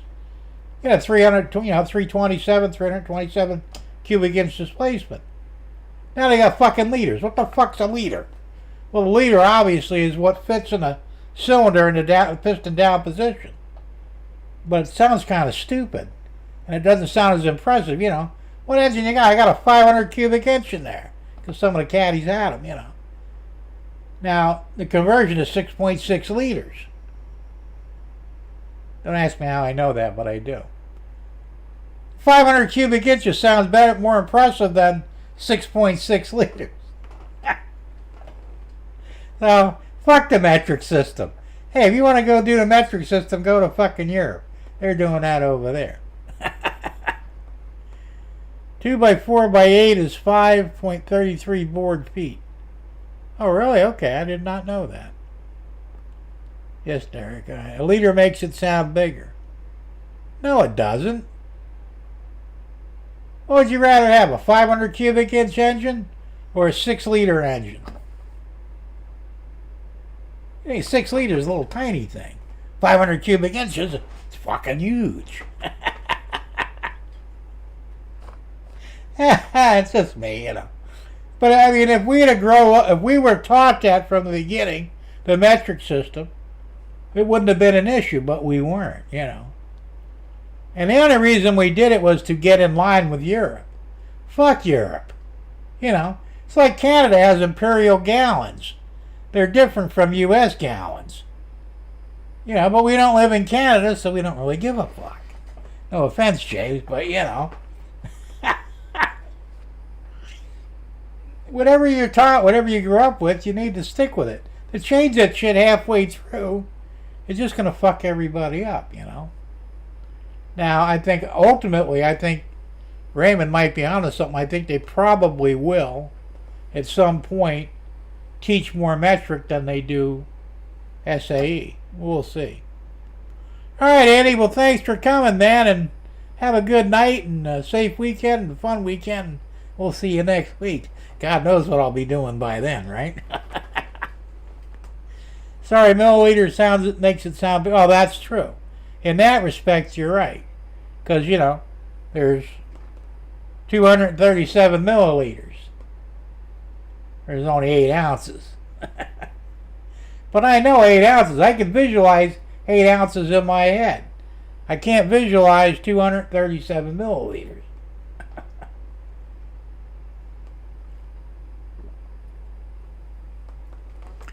Tom says 1 gallon is 3.7854178 liters. Yeah, it's just under 4. Not much under, but it fucked everybody up. The people thought they were getting ripped off. They said, we're not buying gas, and we got to pay by the liter. You know. Because at that time, I think gas was $1.20 a gallon, something like that. It wasn't much. It was just over $1. And under liters, it would have been, I think, 32 cents a liter, some shit. It sounded good, but then, like, you had to pump 80 fucking liters for a 20-gallon tank, and, well, give or take. And people are going, I don't know, but I'm really getting what I'm paying for. You just drank 100 milliliter sip, probably.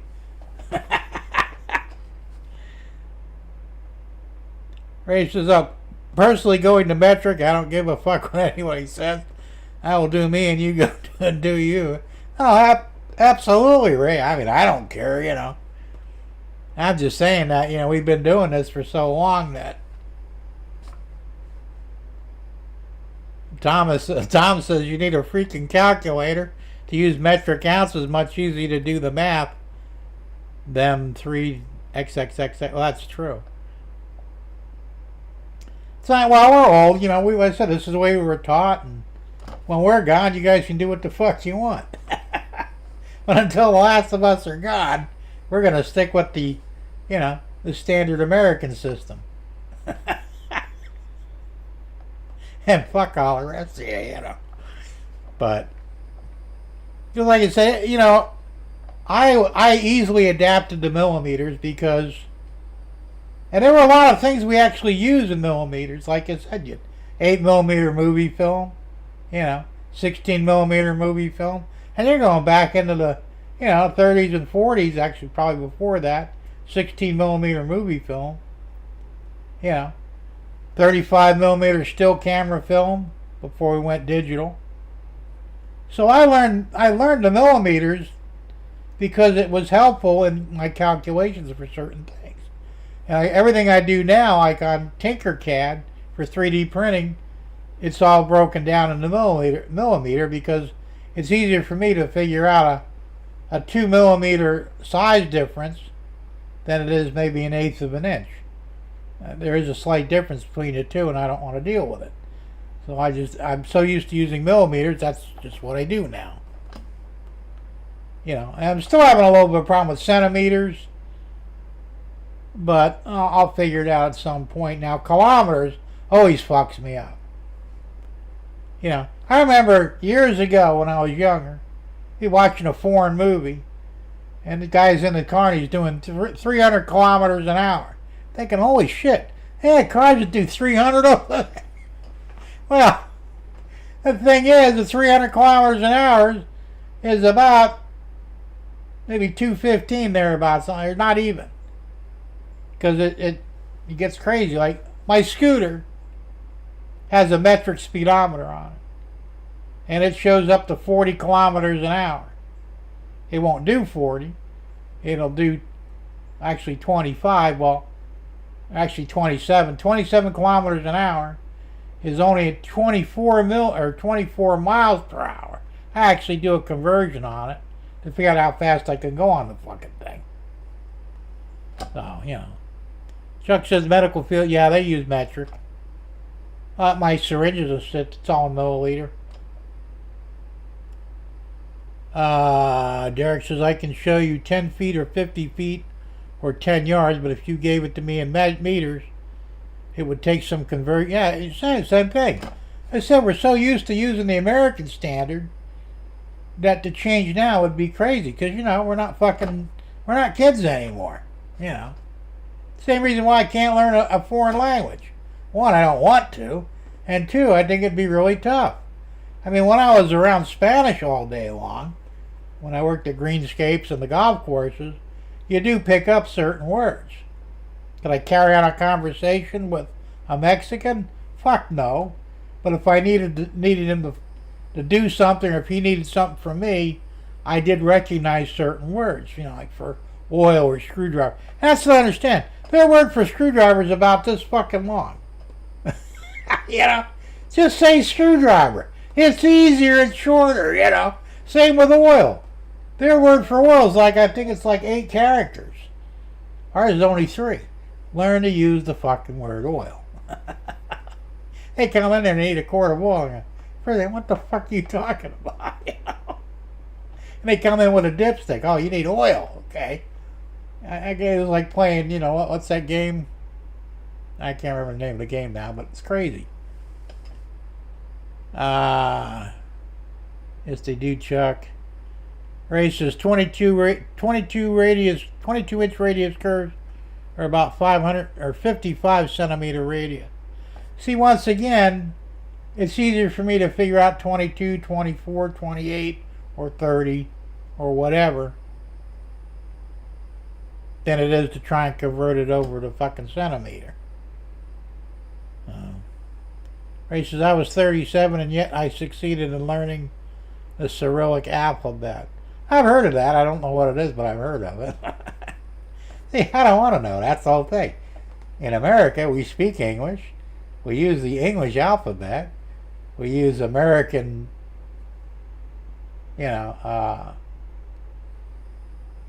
dimensions and whatever. And I'm fine with that, And if foreigners don't like it, they can go pound sand. I don't care. But I realize at some point we're probably going to go over to that because, and that's the problem I have with America. I don't know when it became a problem that we couldn't be our own people. Now they want us to fall in line and be just like the rest of the peoples of the world. Fuck the rest of the peoples of the world. I don't have a problem being different.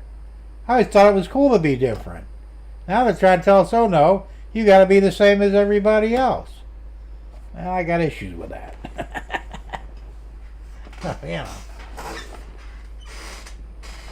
I do know a little bit of Latin, though. Only because I was interested in it, but, Now, I know just enough Italian just enough Spanish and just enough German to probably be dangerous, but the words I know are not used in polite company. And they're the only words you need to know because, somebody calls you a motherfucker in Spanish, you know what they're talking about. And then you can beat the hell out of them. If you don't know that, you're like, I remember talking to a Mexican kid. He did not know a lick of English. Actually, he was Costa Rican. It was my daughter's boyfriend. He couldn't speak any English. Didn't understand any. She brought him over to meet me, and I says, so you're the motherfucker who wants to fuck my daughter? He had no idea what I was talking about, I says, well, you sound like an asshole, are you? And she got mad at me because she said, you shouldn't treat him like that, so he should learn fucking English. He's in America, Here we speak English. You don't speak Spanish. How the fuck do you communicate with them? We speak the language of love. Swear to God, that's what she told me. I said, well, that ain't going to get it in the real world. You're going to have to, either you're going to have to learn Spanish or he's going to have to learn English because you cannot communicate with each other otherwise. You might be fine in the bedroom, but what about outside the bedroom?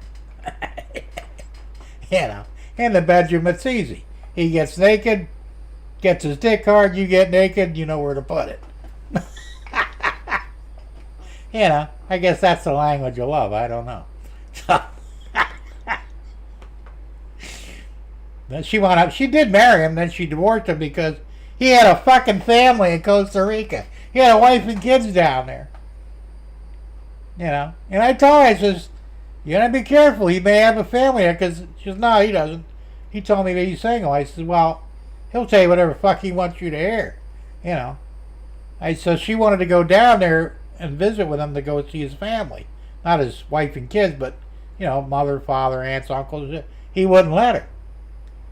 So he went down there and she said, fuck this, I'm going down there anyway. She got a separate plane ticket, went down there, and that's when she found out he had a wife and, I think, 6 kids. She goes, I guess I should have listened to your dad. I said, yeah, your dad's never wrong. I don't care how big his dick is. You don't fucking know what's going on because he don't even know how old he is, And I said, we had a, where the hell was he from? He wasn't from Costa Rica. He was from the, can't remember now. One of the little fucking countries down there. And the guy was small. He was like 5'2". Nice guy. He looked like a kid. And then he brought over his family one day. He had a wife and like 8 kids. And I said, well, I know what you're doing when you're not at work. He was like 39 years old. And I'm going, are you fucking kidding me? I thought you were like 19 or 20. No. I mean, he knew a little bit of English. He said, no, 38. Holy shit, man.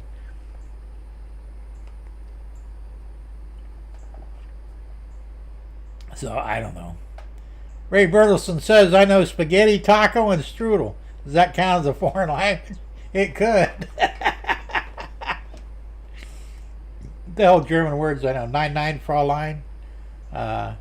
Don't do that, milady. There's a few other words I can't think of offhand, but I do know them. Spanish, let's see. And all the cuss words, and I can't remember them now. Damn it. Well, I don't use them much, so I probably forgot them already. Italian, I don't know too much. Paisan's another fellow Italian. Arrivederci. It's goodbye. And there's a few other words I don't remember off the top of my head. Like I said, I really have no interest. I mean, there was a time I really wanted to learn Italian. Because I am Italian. When I was in high school, they put me in a Spanish class and I dropped out of it. And, I almost got thrown out of school over it because I said, I'm not doing it. Why not? Because I ain't no fucking Mexican. Well, sir, are you racist? I said, well, maybe I am. I don't know, don't care. I don't need to learn Spanish. Well, there's a lot of Spanish people. I said, I don't give a fuck. There's a lot of assholes jump out of buildings here, too. Does that mean I should follow them? So, I said, if I'm going to learn anything, I want to learn Italian because, you know, that's my heritage. I'm Italian, you know, by birth or by whatever it's called, by blood. Ray says, after a sneeze, I say Gesundheit, which basically means God bless you in German. Which is funny because I was working at a place years and years ago. It was a warehouse, and they did not like any mention of God. So if somebody said, they'd say Gesundheit. And I finally told the guy, I said, you know what that means, right? He says, yeah, it's what you say after somebody sneezes. Yeah, but it translates to God bless you. No, it don't. Yeah, it does. How do you know? It's because I know a German, you know, I have a German friend. And I said, I asked him once, you know.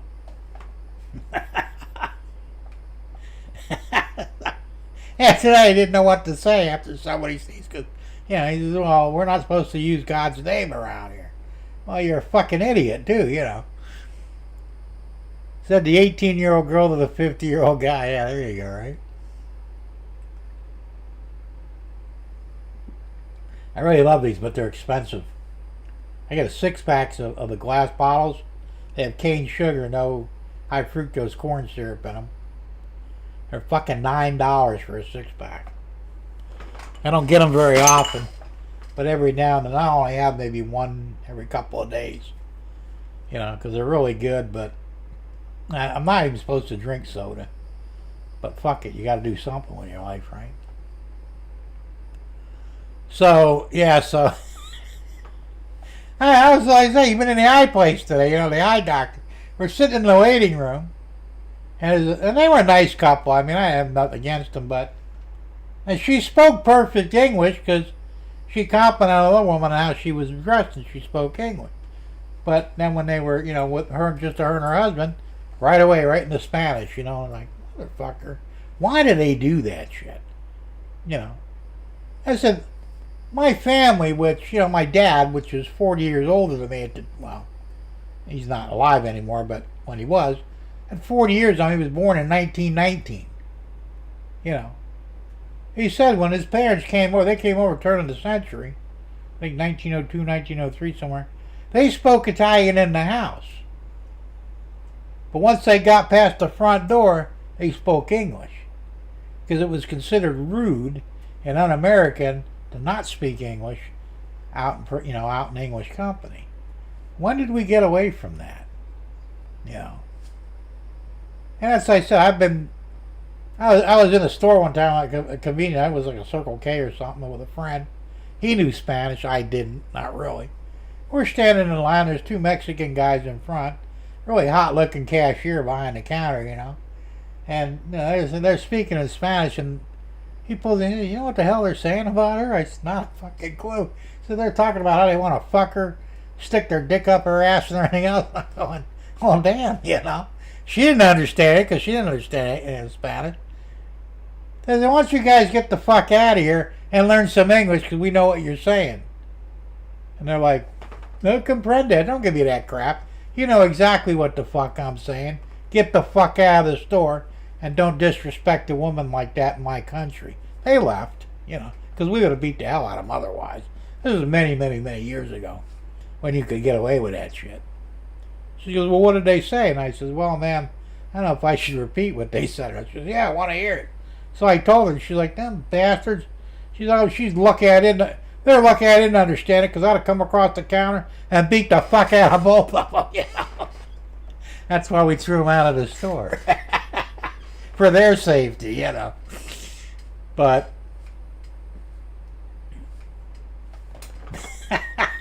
you know. Exactly, that's the way it should be.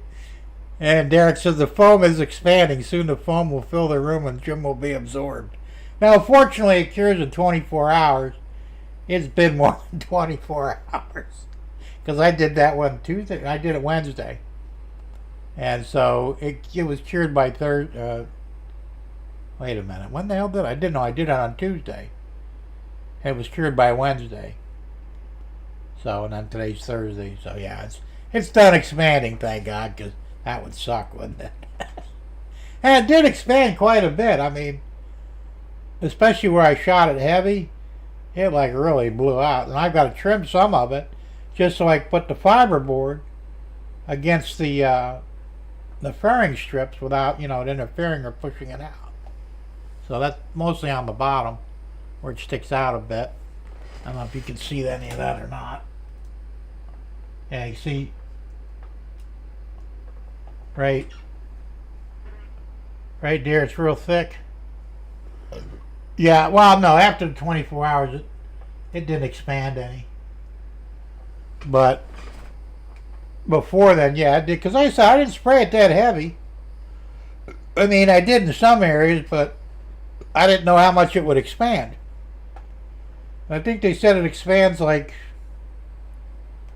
1.5 inches from like a half inch. So I said I took that into account too, but like I said, the main thing I wanted to seal up all the openings, because there were a lot of openings in the shed, in between the corrugated walls. That's all open, top and bottom. I wanted to seal all that shit up so, I wouldn't have to worry about bugs or weather or anything else. So like I said, when then once the fiberboard is up, and that's solid fiberboard,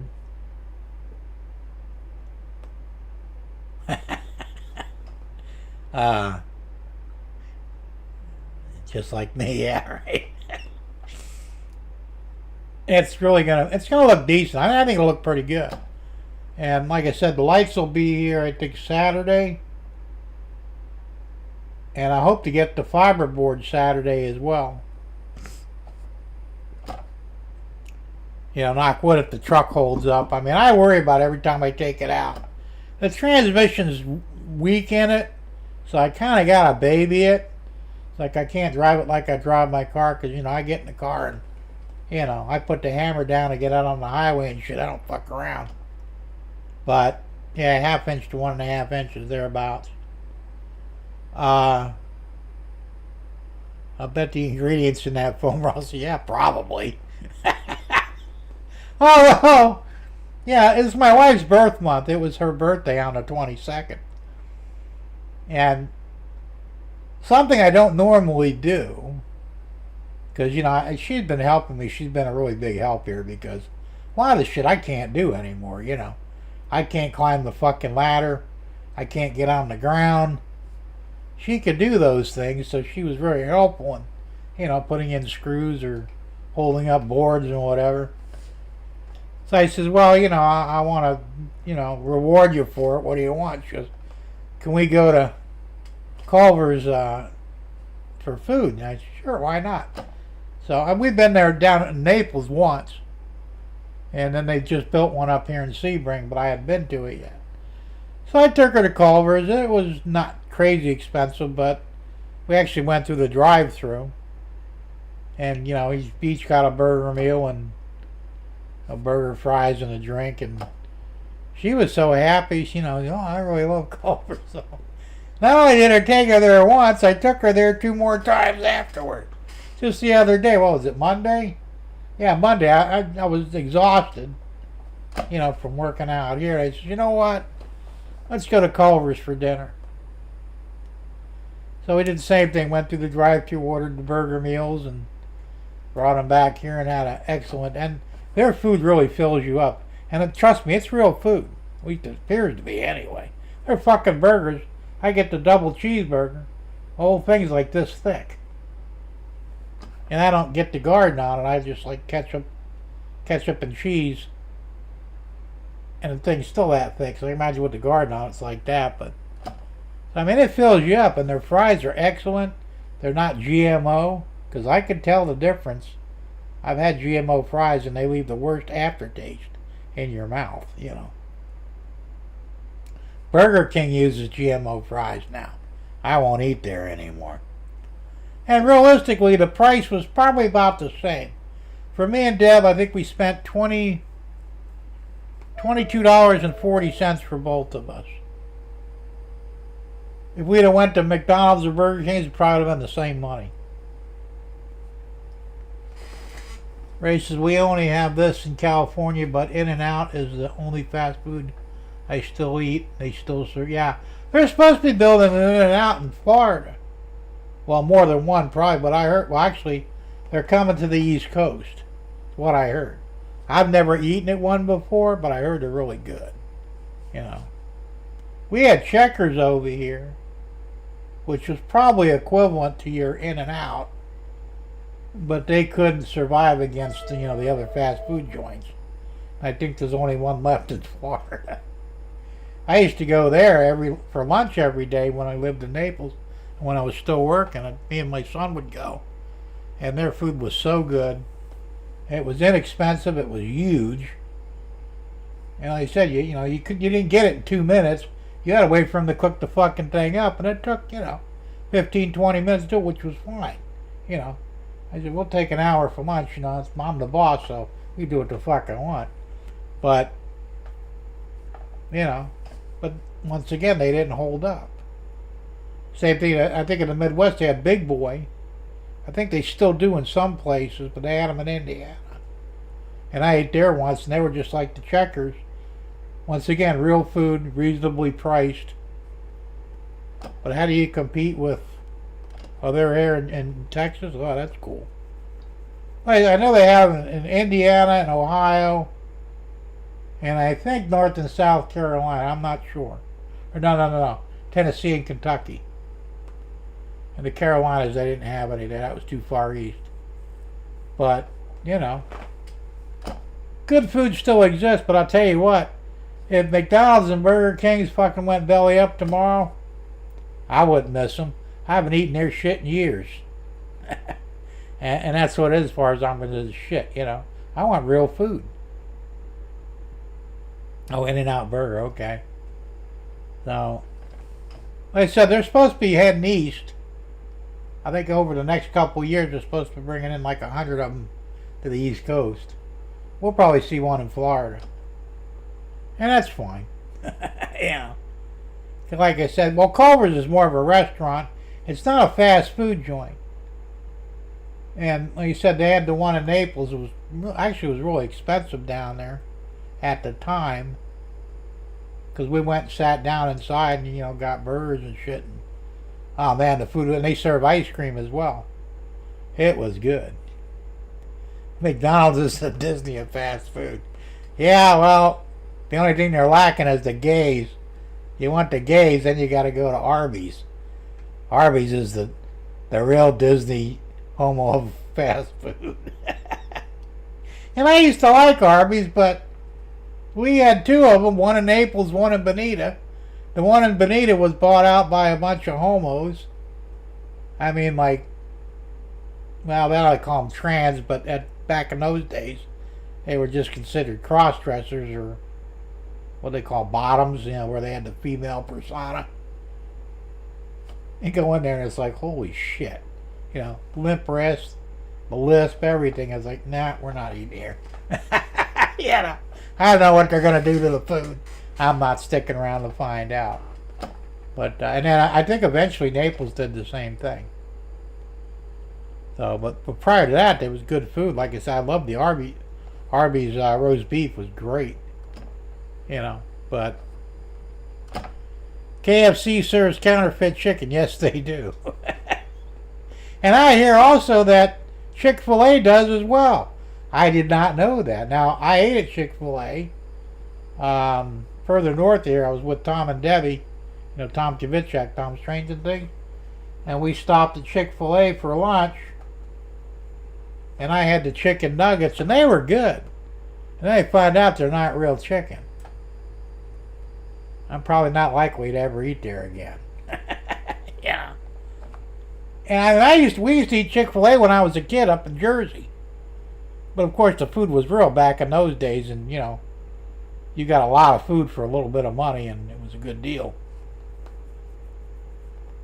It's a shame that it went to hell like it did, but what are you gonna do? So, the food situation in this country is terrible. My wife's complaining that she's low on iron. The doctor won't give her an iron supplement, saying, well, that's not the problem. Your problem's vitamin B12. And I'm going, no, it's not. If her iron is low, B12 is not going to bring up her iron.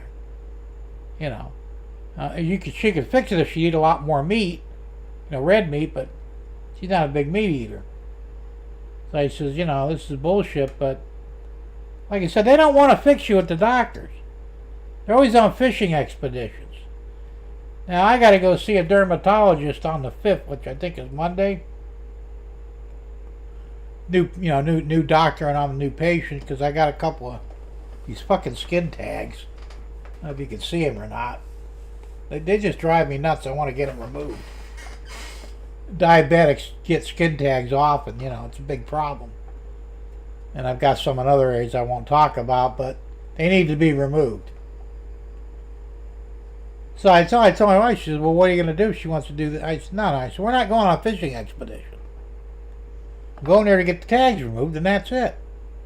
And hopefully I'll never see her again, I said, and if she pulls that crap, well, we need to check. We're not checking nothing. Remove the fucking tags, and we're done here. Because that's the way I do things, Because I don't like fishing expeditions. And I already thought up a good, It's like, I have several hobbies. My biggest and greatest hobby is model railroading. One of the hobbies I absolutely hate and don't engage in is fishing. I don't like fishing expeditions. I don't fish. And I don't want nothing to do with fishing. So knock it the fuck off, Don't poke the bear. But you got to sometimes. Everybody says, same thing. I got a new cardiologist because I didn't want to go to Naples anymore. I mean, I liked the guy, Dr. Wu. He was Chinese or Japanese or something. Nice guy. Funny. Had a great sense of humor and all, but he knew his shit. And, he respected what the heart doctors gave me for medications. So he never tried to change them. Because I wouldn't let him anyway, because look, this is what they put me on. It's working. We're not fucking with it, But anyway, so I get the new cardiologist up here in Sebring. And right away, we may have to look at your medication. No, we're not looking at anything. Whatever I'm on, I'm staying on. Well, this is not up for argument. I says, Advent Hospital in Orlando, the big company that you're a branch of, is who put me on these drugs, and I'm staying on them. End of subject. He says, all right, well, we need you to do a stress test. I'm not doing a stress test. Why not? He said, because, I have a theory. When your car gets old, you don't run the shit out of it because you'll blow it up. It ain't no different for a human. You want to run the shit out of me, something's going to fucking break. We ain't doing it. Well, anyway, yes, it is like that. Stop fishing for problems that don't exist. As if I have a problem, I'll come in. You can fix the problem. But we're not going to create a problem by doing an unnecessary test. And I just found out that if you're over 60, you should never do a stress test. They say it actually could damage your heart permanently. I believe that. My dad had a stress test done. He had a fucking massive heart attack 5 minutes after he had the test. And that's what they're hoping for. They want you to get fucked up so they can make more money fixing you. Except that they don't actually fix you. They just keep you alive a little bit longer so you can get sick again later on. Just don't make the apple cart wobble. There you go. Now, like I said, my body, my fucking rules, And I've had it straight at every doctor I've been to.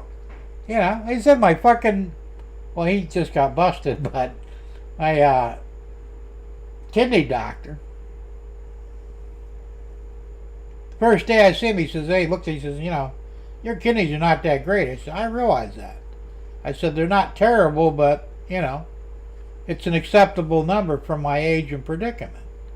Well, you may need a transplant. It's not going to happen. What do you mean? I says, well, what part of not going to happen are you not getting? Are you not understanding? Do I have to explain it to you? Well, I don't understand why you don't want a transplant. I said, because other people's parts don't belong in my body. Otherwise, you wouldn't have to give me anti-rejection drugs. We're not going there. Well, what if you die? Then I die. You know. I'll die with the fucking parts I came with. I said, besides, I said, I'll get it improved. Don't worry about it. And I did. And he was like amazed because, like, I think it was I had to go see him every 3 months by the second visit. He was, I don't know how you did it, but your kidney functions improved, you know, tremendously. I said, well, duh. Because I told you, I'm not doing a transplant. And why they're so, you know, and they're all hooked up on that because that's where they make their money. You know, they don't give a fuck whether you live or die, or you're better or worse for it, as long as they get their fucking money. I ain't playing that shit. I'm trying to get my wife to start, you know, she needs to be more assertive in front of the doctor. You know, doctor tells her to do something, she like blindly obeys. I mean, she's getting better. She doesn't really blindly obey anymore, but she's still afraid to get in his face and question him. You know, I'm not. What's the worst he can do? Drop me as a patient? Plenty of other doctors. I don't care. You know, he wouldn't be the first time I've been dropped as a patient. I had a cardiologist down in Naples. He wanted to put me on a blood pressure pill that required me to spend a week in the hospital so I could be monitored in case it, you know, it could kill me. Why would I take a pill like that? He says, well, you got high blood pressure. Yeah, but if the pill is so dangerous I have to be monitored in the hospital 24/7, maybe we should find a different drug. So you're not going to take it? No, I'm not. Well, I can't have you as a patient anymore. Fine, fuck you. That's what I told him. You know what? I don't give a fuck. You know, there's plenty of fucking cardiologists around. I don't fucking need you. You know, and I don't think you're as good as they claim you are anyway. And the thing was, I had a clogged artery that he didn't catch, and I wound up having a heart attack like a year later. You know. And then they fixed me up in the hospital, but it's bullshit, man. Now what he should have done was set me in for, you know, like an exploratory, you know, to see what was going on, rather than put me on a drug that could kill me. You know, put me on a table, you know, get in there and look around, which they can do, and they would have found the clog, well, you know, the clogged artery, could have took care of it right then and there, and I'd have never had the heart attack. But no, you know, they don't care. And I tell my wife and everybody else the same thing. Look, you got to be your own doctor.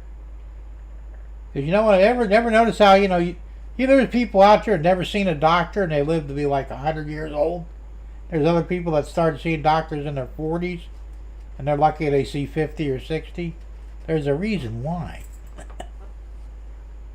You can't go to the hospital for a week. How would we see your show? Well, this is before I started doing it. This is like, what, 8, 9... About 9 years ago, or 10 years ago, maybe. No, 9 years ago. Like I said, I went out and got him the cardiologist, and I told him. I said, would you ever prescribe it? He said, no. He says, that's a dangerous drug. It could kill you. Well, duh. Yeah. I mean, it's just, I'm pig-headed and stubborn. I don't deny it. But many times I'm correct, and that's all that matters, you know. And if something don't sound right to me, I ain't doing it, you know. My dad was the opposite, you know. If the doctor said, look, we need you to jump off a 5-story building, make sure you land on your head, you'll be okay, he'd probably have done it, you know, because he blindly respected authority. For me, I'm the opposite. It's like, you know, you do it first, and if you survive it, maybe I'll try it, you know. And I had a boss at the junkyard. He says, you know how to use torches? I said, yeah, I know how to use torches. Why? He says, why don't you go out back and start cutting gas tanks out of cars so we can crush them? I said, with a torch? He says, yeah. I says, I ain't doing it. Do I look stupid? He says, no, that's safe. I says, all right. You show me, and if we don't blow up, I'll take a shot at it. So he's like, I can't believe you. I said, well, I can't believe you. He says, show me how it's done. I'm not going to go out there and blow myself up because you think it's safe. Well, it turns out it was. There's a right way and a wrong way to do it. But after I seen him do it and he survived, I said, all right, I'll give it a shot, and I was good, actually, very good with it, but, I don't take nobody's word for nothing, man. If it sounds like a bad idea, there's a good probability it might be. Let's see, Derek says, get your priorities in order. The show must go on. Screw the heart condition and blood pressure. Well, no, I mean, look. Right now, I'm actually, knock wood, according to the doctors anyway. My blood pressure is lower than normal, which is good. It's where they want it. My weight's still a little much, but it's hard to lose weight. My kidney function has improved a lot. Still not 100%. I don't think it ever will be. But it's actually improved quite a bit. My heart function's actually improved too. Because at one point, like I said, when I had the last heart attack, they said, you may need a transplant. And I'm not doing it. Why not? Because I don't want it. Well, you might die. Then I might die, You want to die? No, I don't want to die, but I don't want somebody else's heart either. Why not? So I had a friend who had a heart transplant. He stuck it out for 7 years, and then that was it. He gave up, and he fucking died. And he went through hell for those 7 years. I ain't doing it, All right, so, and then all of a sudden, once they figured out they couldn't, get me to consent to it, they did put 4 stents in my pacemaker, and I'm like, oh, you're good to go. Well, I thought I needed a heart transplant. No, it's doing pretty good. Sure it is, They were lying because they were trying to make money. They don't care, And that's the only thing you have to look. The only thing you need to understand, medicine is a business. And what's the primary function of a business? To make a profit. If you can't make a profit, there's no reason to go into business.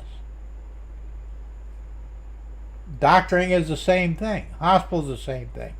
The whole medical thing is based on money. Whether it be your eyes, your ears, your heart, whatever. If they can't make money on it, they won't do it.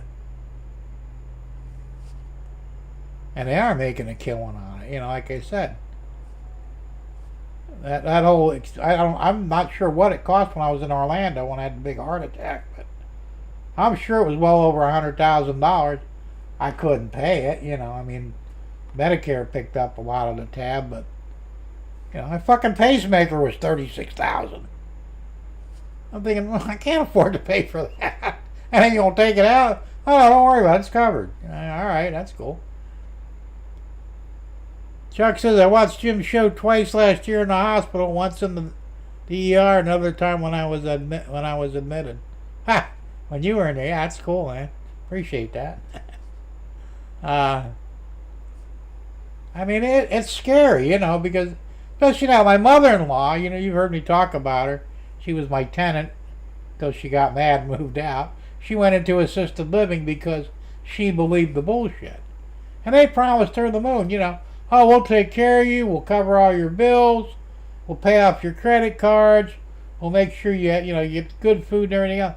Well, she gets in there and she finds out the truth, unfortunately. We don't know. We're still trying to figure out if they actually paid any of her debts.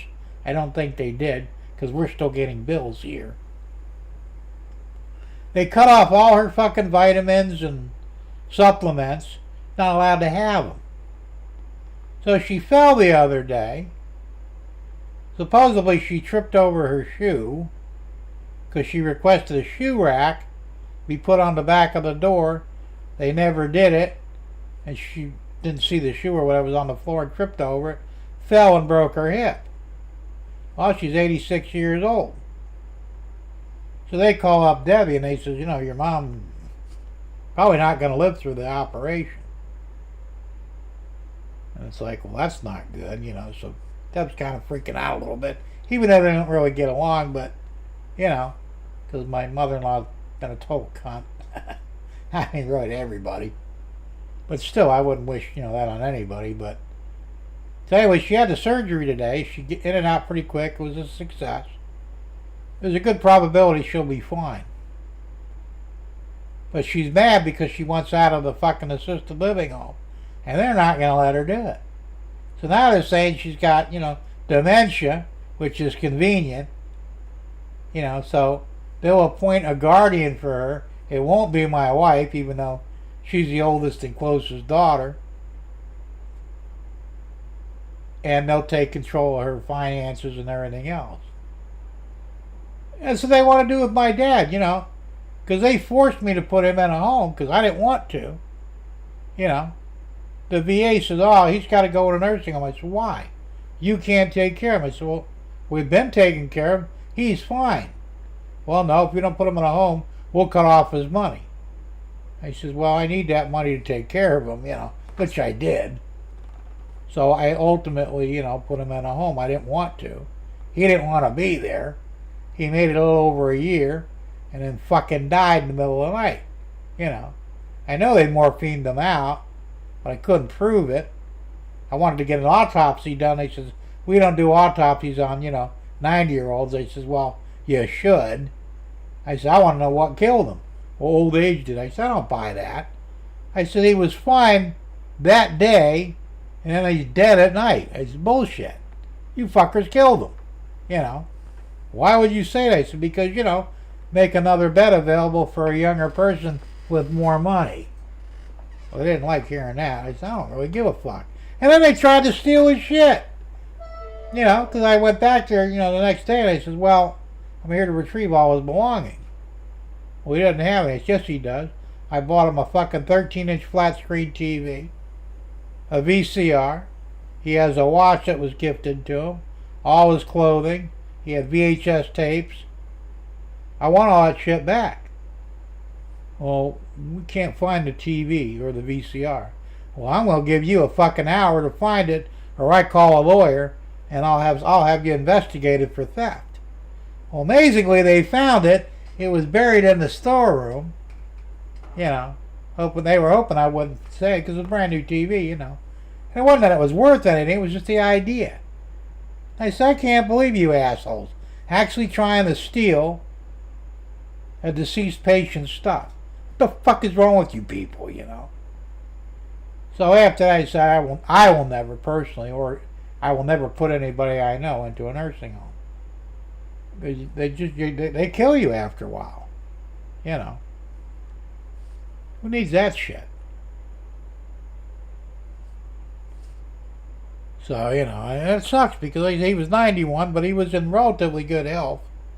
My dad was, and said he's living one moment, dead the next. And it's like, that sucks. And he hated being there. Every time I went to see him every week, How you doing, Dad? He said, I want to go home. When are you taking me home? I can't take you home, Dad. You have to stay here. And he used to really eat at me because I didn't want him there any more than he wanted to be there. And I'm telling you, never put your fucking parents or allow your parents to go into a nursing home or even assisted living, because assisted living is one step below a nursing home. They don't care. They will kill you once they've gotten out pretty much all the money they can out of you. So, and we're still trying to figure out how she fell. You're in assisted living. They're supposed to be watching over you. She never fell over here. And she was by herself. But yes, she fell over there under, surveillance. It's a little fucking suspicious if you ask me. What do I know, And I guess that's my problem. I just don't trust anybody. And for good reason. So, anyway. Let's see, what else we got going on? So, I'm not going to go over what my future plans are for the shed because I kind of went over them. I'll show you when they actually get done. Now, I should have some of the walls in, if not all the walls in, by the next show. And I'll videotape what I can. It's probably a little boring to watch. So I might just do, quick snippets here and there, but because I don't think you want to see me screwing boards on the wall. Maybe you do, I don't know, but and I'm still, I've got an idea in my head how I'm going to do the wiring. It's pretty simple, really. The outlets will be live all the time, just like these are. But the overhead lights will be on a switch.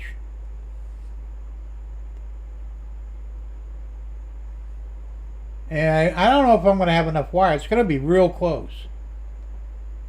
Because I figure I've got to go 6 foot that way, 8 foot that way. And then I've got to go up over the door, not once, but twice. Well, actually over the door and down the first time for the power on this side, the outlets. And then up into the ceiling or upper wall for the outlet for the lights. Oh yeah, there's something else. This is train related. It's actually got nothing to do with the shed. I got an email today. I couldn't believe this shit. What did I do with that? Well, here you go. This is a screenshot. Check this out. An O scale made by Lionel. It's a Union Pacific Vision Big Boy. I believe it's DCC and sound. $3,899.99. And they're actually out of stock. I'm thinking either they only had 1 or 2 in stock, or people actually could afford to buy them. But even the other ones, the normal price is $2,609.99, and they're like $50 off. Friday is $25.89 is the sale price. That's some crazy money. I mean, yeah, they're beautiful engines, but Jesus Christ, man. It's amazing how expensive that shit is. And that's why I don't do O-scale. And I mean, I know a lot of you O-scalers probably couldn't afford that either. And I don't blame you. But that is a crazy amount of money, man. No. I don't know. But HO scale is, it's climbing up there too. I mean, they're easily approaching $400 now for HO scale, locomotives or diesels anyway. Now BLI, I saw had a sale on steamers. As a matter of fact, they have the big boy in HO scale, and they wanted $749. It was on sale for $750. Beautiful stuff, man, but Jesus Christ. And then, you could buy a fleet of these. And I'm going, yeah, if I mortgage my house. Who the hell's got that kind of money laying around? It's crazy. But that's the nature of our hobby, I guess. It's just going to keep going up and up and up. Until it reaches a breaking point, and then I've actually been sitting around thinking about it because, like I said, gas right now it was $4.19 when we left this morning to go to the doctor. When we came back 2.5 hours, almost 3 hours later, it jumped up to $4.32. Just in a few hours for regular gas. And I'm thinking, holy shit, And I'm going to have to fill up my tank soon because I'm getting down. I don't let it go below a quarter. And I'm about halfway to a quarter now. So the next couple of days probably I'm going to have to top it off. And, it's going to wind up costing me about $55 to fill it. Or maybe a little more at that price. I read online that gasoline futures have tanked. And the price per barrel is supposed to drop like a rock, but it didn't say when. So we'll have to wait and see. I hope it does. Because I think right now it must have went up a little bit, but it was $105 a barrel yesterday. We need to get it down around 50 or 60 a barrel. And we could see $2 a gallon again. who knows? But anyway, all this shit's going up in price. Food, gasoline, medical, hobbies, you know. And they want to bring in a data center in Polk County, which is right next door to Iowans County. And they're saying that we'll all have to pay for it with higher electric bills. They go, fuck them, you know. So our governor's trying to fix it so that the data centers, the owners of them, will pay their own bills, and they should. Chuck says we are at $3.89 gallon today. Last week paid $3. Yeah, I'm saying it's crazy. It just keeps going up and up and up. You know, and like I said, I fill my tank as a rule once a month. Because, you know, I try not to, you know, drive around too much.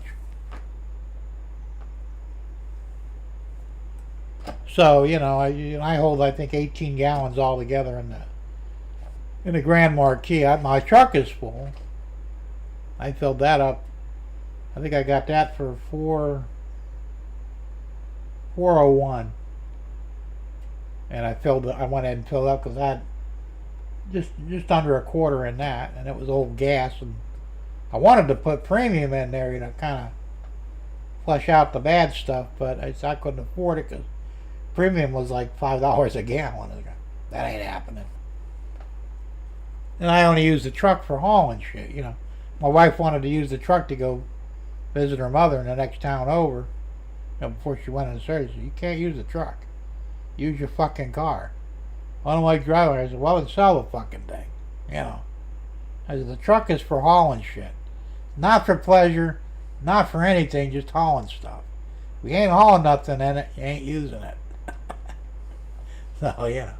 Hey, Sparky, what's going on? He says, they say we will be at $2.50 a liter in 2 weeks. So like Thomas said, multiply that by 3.7 for your gallon price. $7.50 a gallon, basically. That will break the economy if it ever gets that high here. I mean, I know it is in California. I think it's already $7 a gallon, but, you know, and well, I look at California, they're in a world of shit anyway. But it would break, everybody who's on fixed incomes like me, you know, Medicare or Social Security, disability, they can't afford that, you know. They'll stop going out. And if they don't go out, they won't buy nothing. If they don't buy nothing, stores will collapse, people will get laid off. It'll chain react into a depression. So, you know, I'm not blaming Trump for this. I don't really think he's at fault. I think the problem is the fucking oil companies, you know. And my understanding is we're exporting more oil than we're using.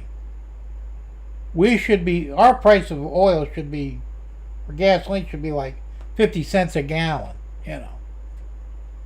And I just found out that the UAE, United Arab Emirates, they just broke away from OPEC so they can increase production. They're basically saying, fuck you, OPEC, you're holding us back. So that should lower prices too. And I don't know what's going to happen with Iran. That's supposedly they've only got a couple of days before they have to shut their pumps down in Iran.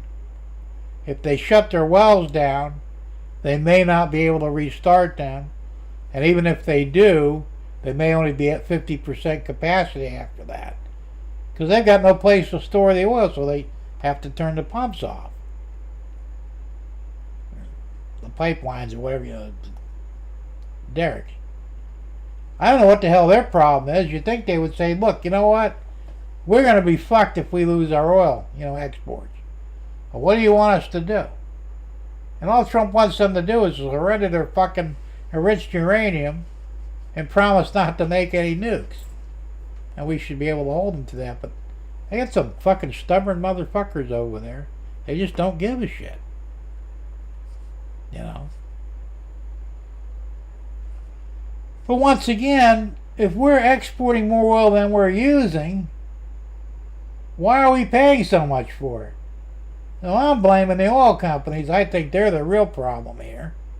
They're just fucking greedy. They're going, we could bend everybody over. and we'll blame it on Iran, And that's what it sounds like to me. And unfortunately, before it gets to $7.50 a gallon, we won't stop buying fuel, because if we did right now, we could force them to lower the price. If you can't sell it, you'll have to turn your pumps off too. But we won't do that because, we're stupid.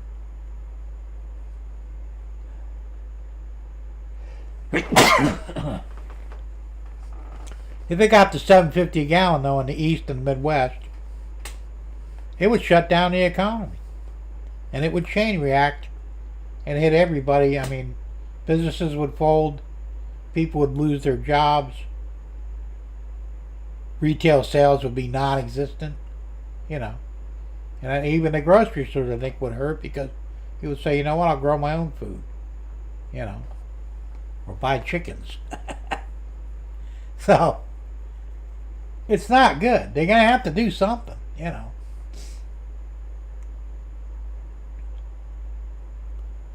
It's a shame that Trump doesn't sign an executive order.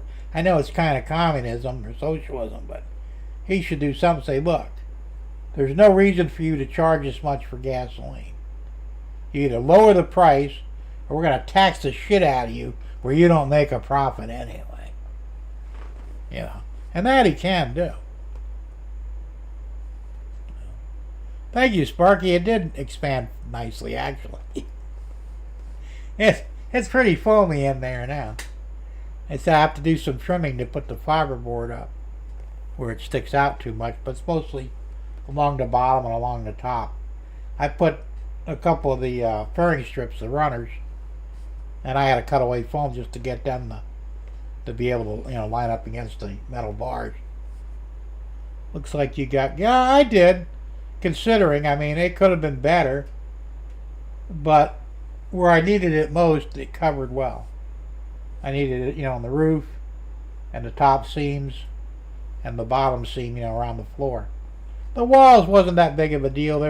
They were more for soundproofing because I didn't see any light shine through any of it. But I turned the lights off in here, after I did it. And I didn't see any daylight coming in for the most part from the shed system. Got it covered. Like I said, I just ordered some silicone tubes, clear silicone. I'm going to go outside on the front wall and on the back wall between the two buildings. I'm going to run a heavy bead in there just for safety. I started watching just when you sat down with the Tyvek suit on, so missed you working. You'll have to catch the replay on. It's about 20 minutes. It was a long video. And I shortened it because I think it took me a little over half an hour when I actually time invested in doing it. And I tell you, that was the roughest half an hour. It was hot. That suit was not very flexible. And like I said, I kept everything on, the mask, the goggles, everything. And I tell you what, it was brutal. If I were still young prior to the stroke, it wouldn't have been a big deal. But because I used to have Tyvek suits back when I was working, because we did a house trailer that had black mold all through it. And it was so bad that we had to wear suits, mask and everything. I had regular respirators on, and me and my son, and we had gloves. I mean, because we were kind of nervous about it. There were black mold mounds this thick in the ceilings. It was like a fucking city, like skyscrapers of black mold. It was in the walls, it was in the ceiling. So we had to rip everything out, clean everything with a mixture of what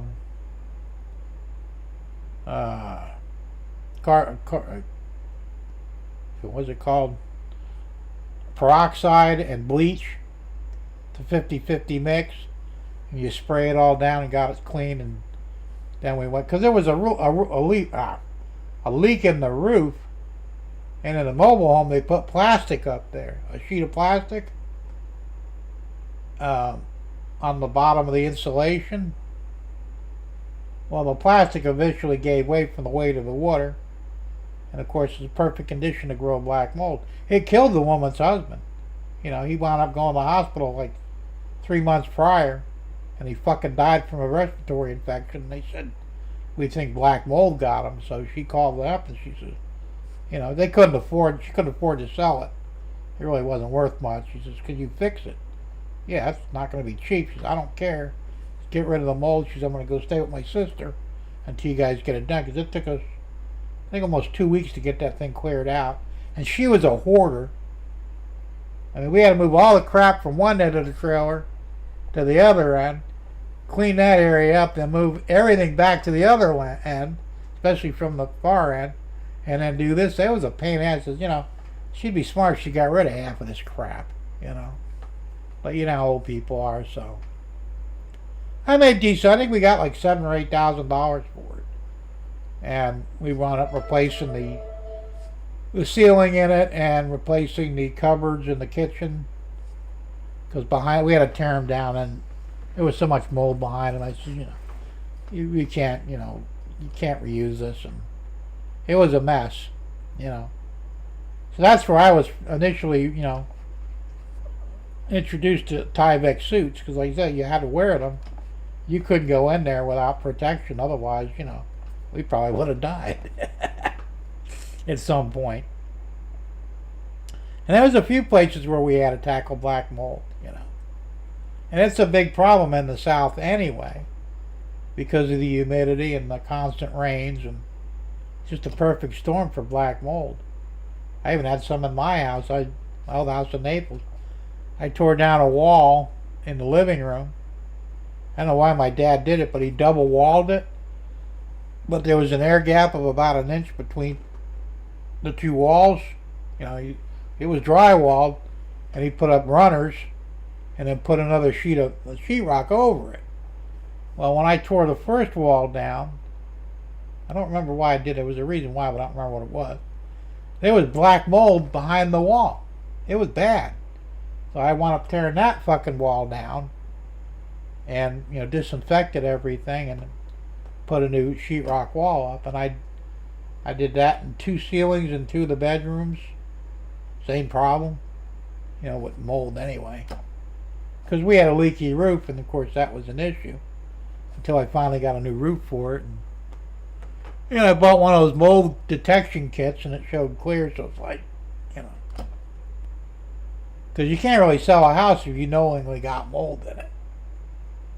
They can make you pay for it, and they're like, no, we're not going there. So I had to make sure the house was mold free before I put it up for sale, and it was. But and that's not, we don't see that up here too much. I mean, I'm sure they got it here, but I checked my house. I had to tear down the walls in the guest house because it was a disaster, especially in the bathroom. Not a speck of mold anywhere. And then the master bathroom in the main house, I took part of a wall down to get to the tub faucet. There's no mold in there, and that would have been a perfect place for it.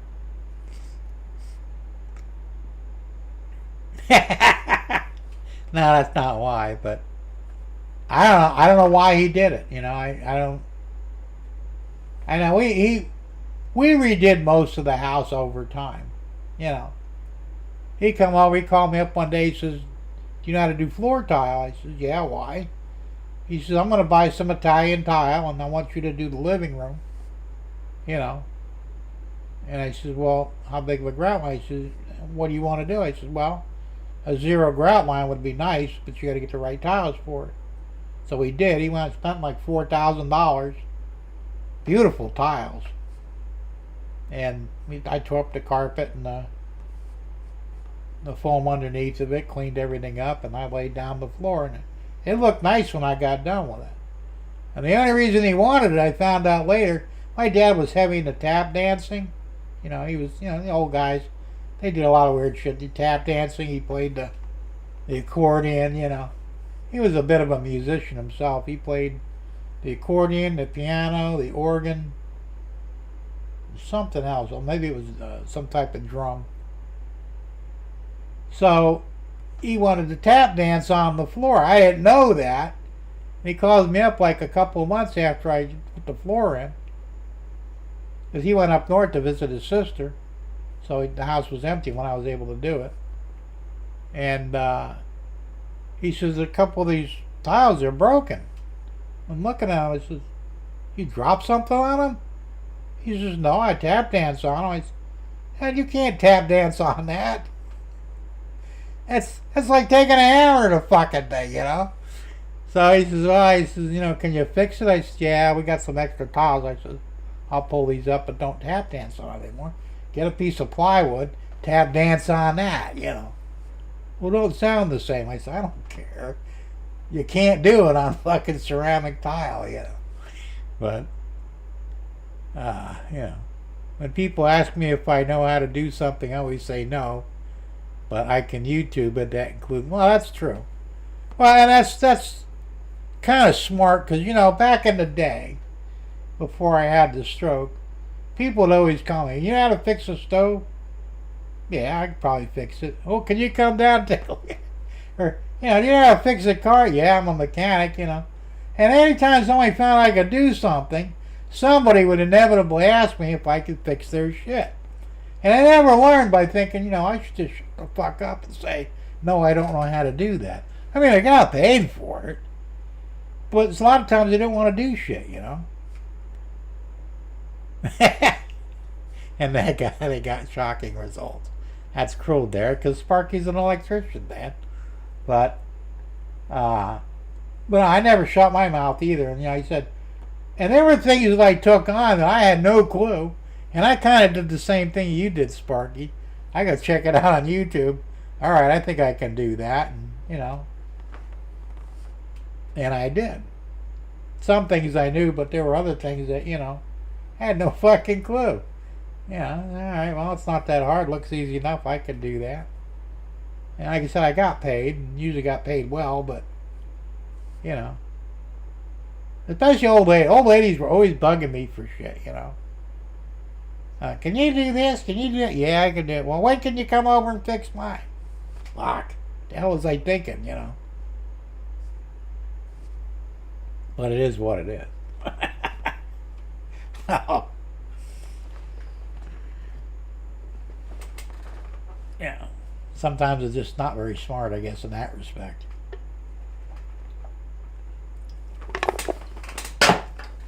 And now I can't do shit. Well, I mean, I can, but, you know.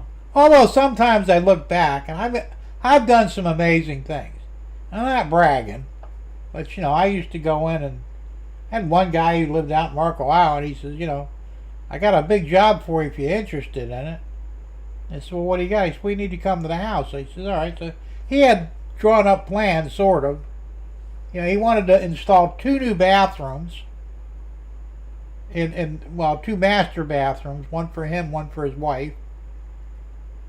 He wanted to install a pool bathroom because he was having a pool put in. And then he wanted a closet for his suits.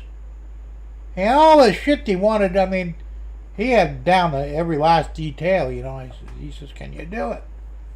Yeah, I'm sure I could do it. I said, you know, you're supposed to have permits for it. She says, they won't give me a permit for it. He says, you'll have to be quiet while you're doing it, you know. But I'll pay you good. And I said, all right. What's good? And he says, I'll give you $75 an hour. Okay. You realize it's going to take us maybe a month to do all this, right? I don't care. He was worth a lot of money. Probably a millionaire in his own right. But all right, Sparky, have a good one, man. Thanks for popping in. Good night, man. Have a good weekend. Be safe and have fun. And be careful. So, I wound up doing, I think we made like $15,000 profit on that job, you know. He had already bought everything we needed. You know, except for a few things that I had to pick up, but he threw me the keys to his Cadillac, he says, and his credit card. He says, if you need anything, because he took off, got the family. They went up to North Carolina or someplace and, like, spent a month up there, you know. He says, the house is yours. Do what the hell you want. There's food in the fridge. Here's my car keys, my credit card. If you need anything, just get it, you know. And that was a massive job I did. Well, me and my son did it, you know. I mean, we had to get electric jackhammers to take out some of the foundation, to run pipes for the plumbing. Massive job, you know. But we knew what the hell we were doing. And I actually documented the whole job. I still have the pictures. And it came out really nice. He was happy. I was happy. And right afterwards, when I had the fucking stroke, you know, about 2 months afterwards, but which really sucked because his neighbor wanted us to refit their kitchen, which that would have been another multi-$1,000 job, which I was, and not that, but he wanted to give me all his kitchen appliances. They were like 6 months old. The wife wanted new ones, so he says, you know, you can have everything. You can have the cabinets, the appliances. I want you to knock this wall out. You know, I'm going to need I said, well, that's a load-bearing wall. He says, I know. He says, I know you can't do it. I'm going to have an I-beam put in to support the roof. I says, all right, because I can't do that. I says, you know, when you're ready, have that done, and we'll come in and knock the wall down, and we'll take care of the rest. So, but I had the fucking stroke, and I had to cancel out on it, which really sucked. But anyway, so I'm looking back at that, and I'm thinking, how in the fuck did I do all that shit? You know, I've never really been a carpenter. I'm good at plumbing and electrical. I'm doing that my entire life. I used to tell people, I says, if you give me a piece of steel, I'll make something for you. You give me a piece of wood, you're going to get sawdust. I was never really a woodworker, but then my dad, you know, he says, I need you to help me. We need to, you know, upgrade the house. I said, all right. Next thing you know, I'm carpeting and doing all this, you know, woodworking shit, and I'm actually very good at it, you know. I'm thinking, holy shit, you know, I can do this stuff. And so I said I eventually went into the handyman business because, well, what the hell, if I'm good at this stuff, might as well make money on it. But I sometimes still look back and go, how did I do that, you know? It's funny how, you know, when you have to do something, when it's necessary, sometimes you just have the knowledge. Then when you're not doing it anymore, you have to go back, well, wait a minute, how did I do that exactly, you know? Like, I want to take my bathtub out of the master bathroom and make a his and her shower in there. I've done it before. Not here, obviously. I know how to do it, sorta. Would it be easy? No, because, you know, like I said, my limited ability to, you know, like I said, I can't get on the floor anymore, which could be a problem, because I'd have to pour a floor. But I could do all the plumbing and all that shit, and the walls and all. It's easy, you know. Sorta. But I had actually sit down, could I actually do this again, you know? Been a long time since I did one. Yeah, I had to sit down and think about it, go, yeah, okay, I think I can do it.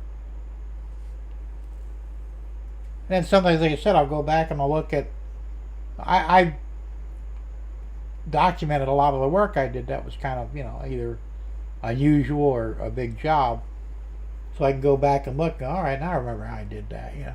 One of the things with the guy that wanted the bathrooms, I mean, this shit was all expensive stuff he brought in. He said he had all the faucets and, you know, the hardware for the water. And I'd never seen anything like it before. Like in the bathtub for his wife, there were 3 handles for the water for the bathtub. And then there were 2 more handles for the shower. And they all worked independently or together. You could do it either way. And like you said, when I don't have any handy right now, but if you looked at the pictures of the plumbing in that, you're going, Jesus Christ, man. It's like a maze of plumbing, because that's the way you had to do it, you know. And like I said, it's right, it's code and all that, but that was the first time I had to work with those exotic parts. Most time you do a shower with a bathtub, you've got your single control handle, you know, 2 pipes going into it, and then a 3rd pipe going up for the shower head, and that's it, you know. This thing, I mean, it was fucking amazing. Hey Russ, what's going on, man? Good to see you here. Hey Jim, what's up? Spray foam looks good for my house. Nice job. Yeah, it came out pretty good. It said you can watch the replay. I kind of videotaped most of it. It's a 20-minute long video, but you'll see what I did, how I did it, and how it came out. It said don't look too bad, and it did seal up everything. So, and I put up some of the fairing strips for the fiber board, which I'll probably be getting Saturday. And once I get started with that, and I get the wiring in, I already ordered the lights for up top. They're LED bar lights. And I've got two 4-foot. Actually, I got 6 4-footers, but you can connect the 4-footers to make them 8. So I'm gonna have 2 on this front and then 2 on the back side. So it's really gonna light up the area pretty good. You'll see it, don't worry. So it's actually moving around pretty good. I expect to have most of it complete probably by the end of the month. Next month, you know. The other thing I really got left to buy that's going to be expensive, I want to buy another bench like this one that I've got. You probably can't see too well. No, I can't. This bench here, Harbor Freight has them for $159. I'm hoping they'll go on sale before I got to get one. Because this one's going to go in the shed, and I want to buy a new one for over here. That'll be my workbench, and I'll set a camera up on it and everything else. And there'll be other things I'll probably need, you know. Like I said, I want to convert over some of the cameras. I'm thinking of possibly HDMI cameras, or even Ethernet-based cameras. I don't know yet. So, because my cameras, the cameras themselves are fine, but for whatever reason, the computer won't see them. And right now, I'm down to 2 cameras again. I got this one here and my overhead. I had the doodle cam. That's nothing. The east cam is nothing. The west cam is nothing. I don't know what the hell is going on. So I'm going to have to come up with something different. And that's the problem with USB-based cameras. They eat a lot of resources of a computer, even though I've got a desktop here. But so, like I said, I might go to HDMI or the Ethernet-based cameras. So we'll see. And that's going to take time, you know. I was kicking around. Remember, I said I was thinking maybe getting a second 3D printer, another Bamboo Labs A1. I'm looking back now. I'm thinking, yeah, maybe not. You know, I'll just stick with the one for now. I don't really need 2 of them. Starlink's actually doing pretty good. I don't have them handy. Well, let me see. Let me run it real quick. And that's another thing with Starlink. I guess they petitioned the FCC. And right now I think they said they're at 300 miles up. Well, they're trying to get it down to like 150 miles up. And apparently they said the FCC is going to grant them that request. So they're going to put up another 10,000 satellites. And they said they should improve the latency tremendously. Because right now, the latency runs anywhere between 10 and 30. Which is the time it takes to get the signal. So if you have lower latency is better. So that's what they're working on. They also want to increase their gigabyte speed. So if that happens, of course they're in megabytes per second now. If they go to gigabyte, that's basically 1,000 megabytes. That'll make them super fast. So hopefully, it helps to push the start button.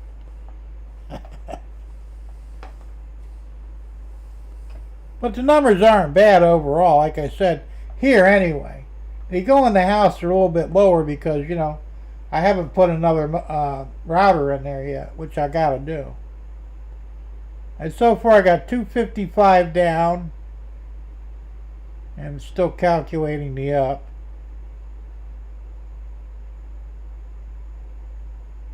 Alright. 255 down. 22 up and 28 latency. So, and then, of course, like I said, remember Starlink follows 75 satellites at any given point. And like I said, if you bring them a little closer to the Earth, from 300 to 150, and double the number, because right now I think he's got almost 10,000 up there. If he brings it up to 20,000, you're going to get more performance out of this. Not only that, but what was it? Jeff Bezos. He's with Amazon. He's trying to put. He just bought a satellite company. He wants to compete with Musk and Starlink. Don't know how that'll pan out. And who else? The other guy that has a spaceship. What the hell's his name? Branson. He wants to get in the satellite internet business too. So you'll have some good competition there, so who knows? I'm surprised, that that dumbass from Facebook isn't in on it. I wouldn't trust him anyway. But it's some amazing stuff. Like I said, I see a lot of good things for Starlink in the near future. But this is what I understand. We just did this moon flyby shit, and I think it's all faked anyway. And the reason I say that is because there's like 50,000 pieces of space debris, which includes working satellites, dead satellites, other debris that was left behind from space shots and whatever, orbiting the Earth. And I don't have the picture handy, but it's not a real picture, of course, but a CGI interpretation of. It's like the whole Earth is just surrounded by crap. How in the fuck did they get a spacecraft through that crap without slamming into something? And that's going and coming back. And they didn't hit nothing? Bullshit. I mean, Musk has got 10,000 satellites up there. We have like another 20,000 working operational satellites for the military, the weather service, and whatever. Then there's like another 5,000 dead satellites. And then there's space debris, rocket boosters that didn't fall back to Earth, or parts of spacecraft that, never burnt up in the atmosphere. All this shit's flying around up there. And yet, a lone fucking rocket got through it all. Yeah, bullshit. Sorry, I ain't buying it, So, I don't know. I mean, they're even saying that satellites are fake, and they could be. I mean, in the way we're taught that they're real. I was watching a YouTube video the other day, and the guy said, "Well, we have balloons now that are so durable that we could put a 900-pound satellite under it, launch it up to a certain, and they actually stay in a certain orbit, and that's what's actually holding up the satellites. They're not up there, flying around aimlessly or whatever." And I'm thinking, maybe that's true. Who the hell knows? I don't know. Haven't been up there. I don't foresee myself ever getting up there, so I have no way of knowing. But I got a whole bunch of problems with this fucking moonshot thing anyway, and I'm probably going to do a video on it at some point for the wise guy video, which I haven't done a wise guy video in like, I think, a month. I'm getting itchy to do one again, but I'm not sure what I'm going to do it on just yet. But at some point I'm going to tackle the space program, because I think they're full of shit. And even if they're not, they claim that mission to orbit the moon and come back was $94 billion. What a fucking waste of money that was. Hey, give me $1 million of that, man. I can get more use out of it and get more accomplished, Instead, you pissed away $94 billion to send astronauts around the moon and claim this is the first time they saw the dark side. Well, what did they do in 69 to 72? They had orbiters that orbited the moon, waiting for the lander to come back up. You tell me they didn't have any windows in the spacecraft? Bullshit, because we've seen the windows. So they had to see the backside of the moon. Of course they didn't, because they were never there. And they gave themselves away by saying that. Derek says eventually they will have space junk removers which will covertly act as enemy satellite removers. That's possible. Supposedly the Russians have a satellite with lasers made on it that can actually knock our satellites out of orbit, supposedly. I don't know if I believe that or not, but I imagine it was inevitable. It would happen at some point. And if they have one, don't you think eventually we'll get one too? Problem is, a lot of that shit won't burn up completely on re-entry. The last thing you want is to wake up with a fucking satellite in between you and your wife in bed. It could happen, So, I don't know. Remember that TV show? What the hell was the name of that? Had Andy Griffith on there. And that's what he was. He ran a junkyard and he built his own spaceship. And he was retrieving all the junk around the orbit. And of course, NASA didn't want him doing it. And I don't know why, but so he had to kind of do it on the sly. But he's making money on the junk that he was bringing back. I can't remember the name of the show now, but it was pretty cool. I mean, it's kind of weird, So Andy Griffith went through the sheriff of wherever that fucking town was to a fucking spaceman, And that's another thing I don't understand. Why never we use the shuttle to retrieve half of that crap and bring it back? Why would you leave it up there? And how does the space station not get hit with any of that crap? Because the space station supposedly is in the same orbital path as the satellites. And keep in mind, it's in the thermosphere, which we talked about earlier, which some say is bullshit, but supposed to be 4,000 degrees Fahrenheit. Why don't they melt? So, I just have a hard time believing half of this crap. I think they're lying to us. And that money's going somewhere else. I don't know where.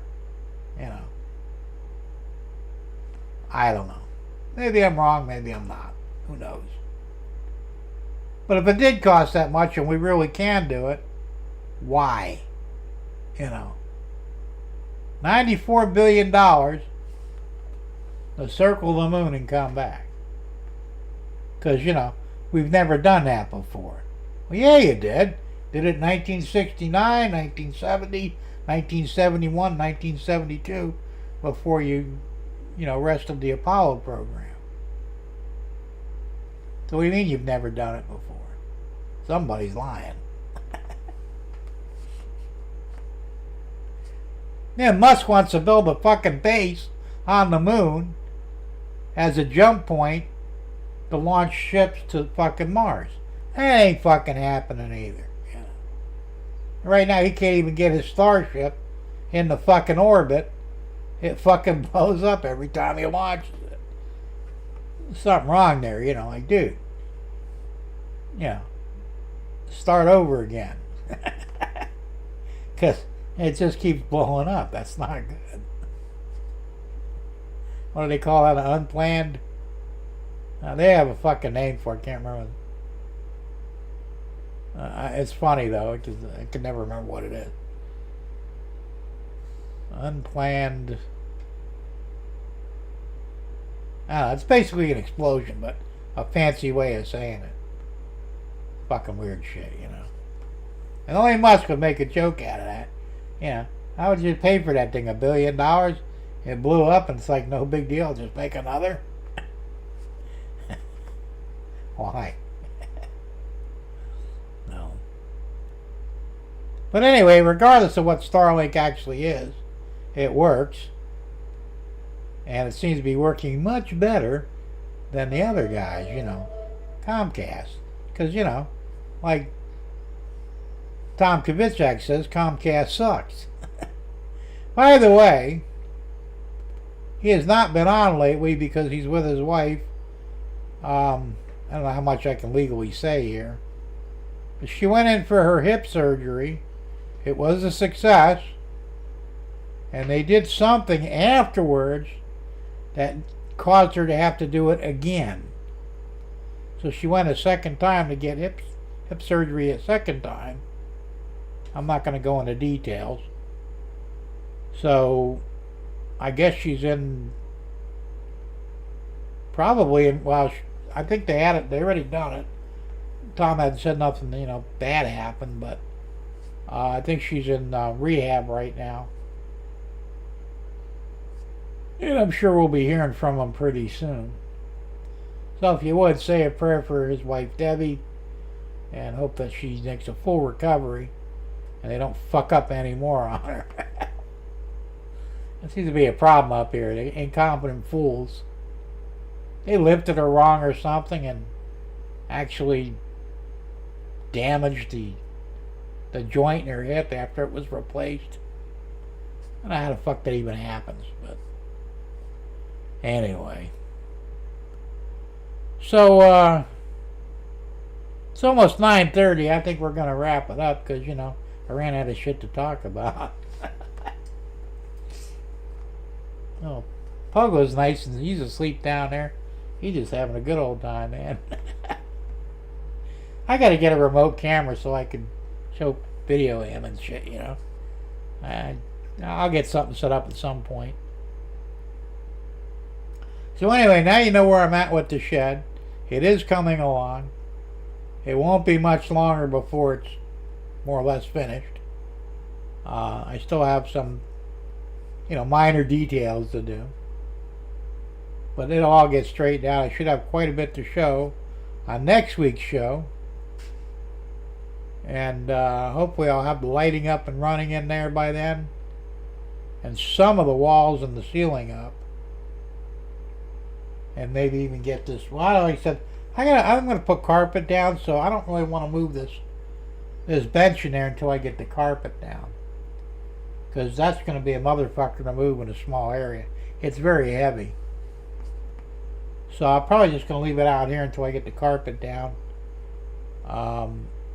If it's not real expensive, I might be able to buy it, this month.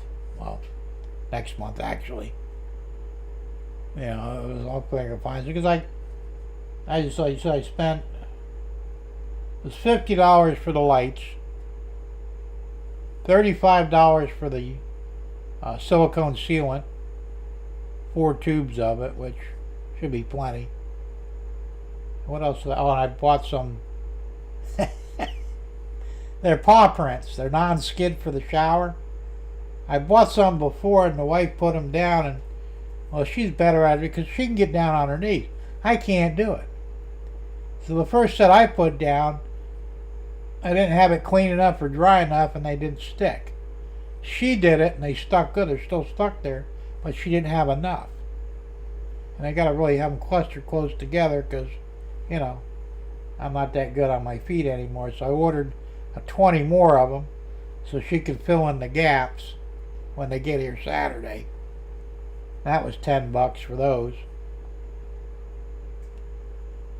And so, that stuff will be coming Saturday.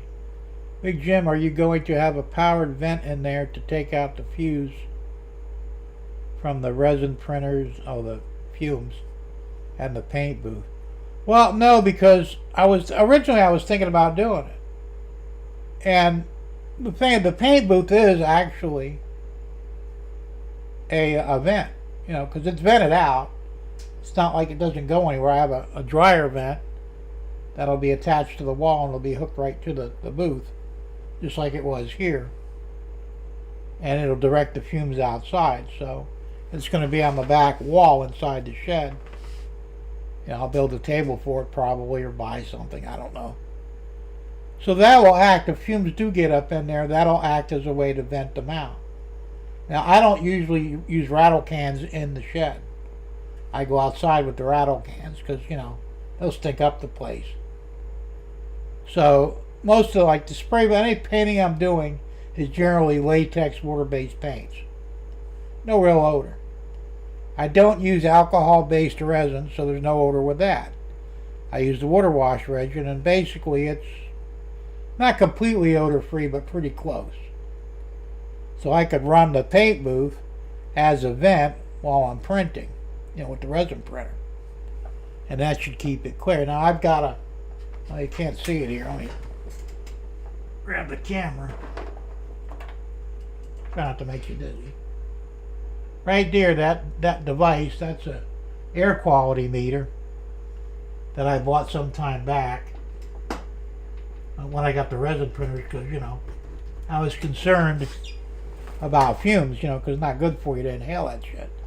So I've got that in here. When I had the printers here, it would hardly register on that, and a lot of times I had the door open anyway.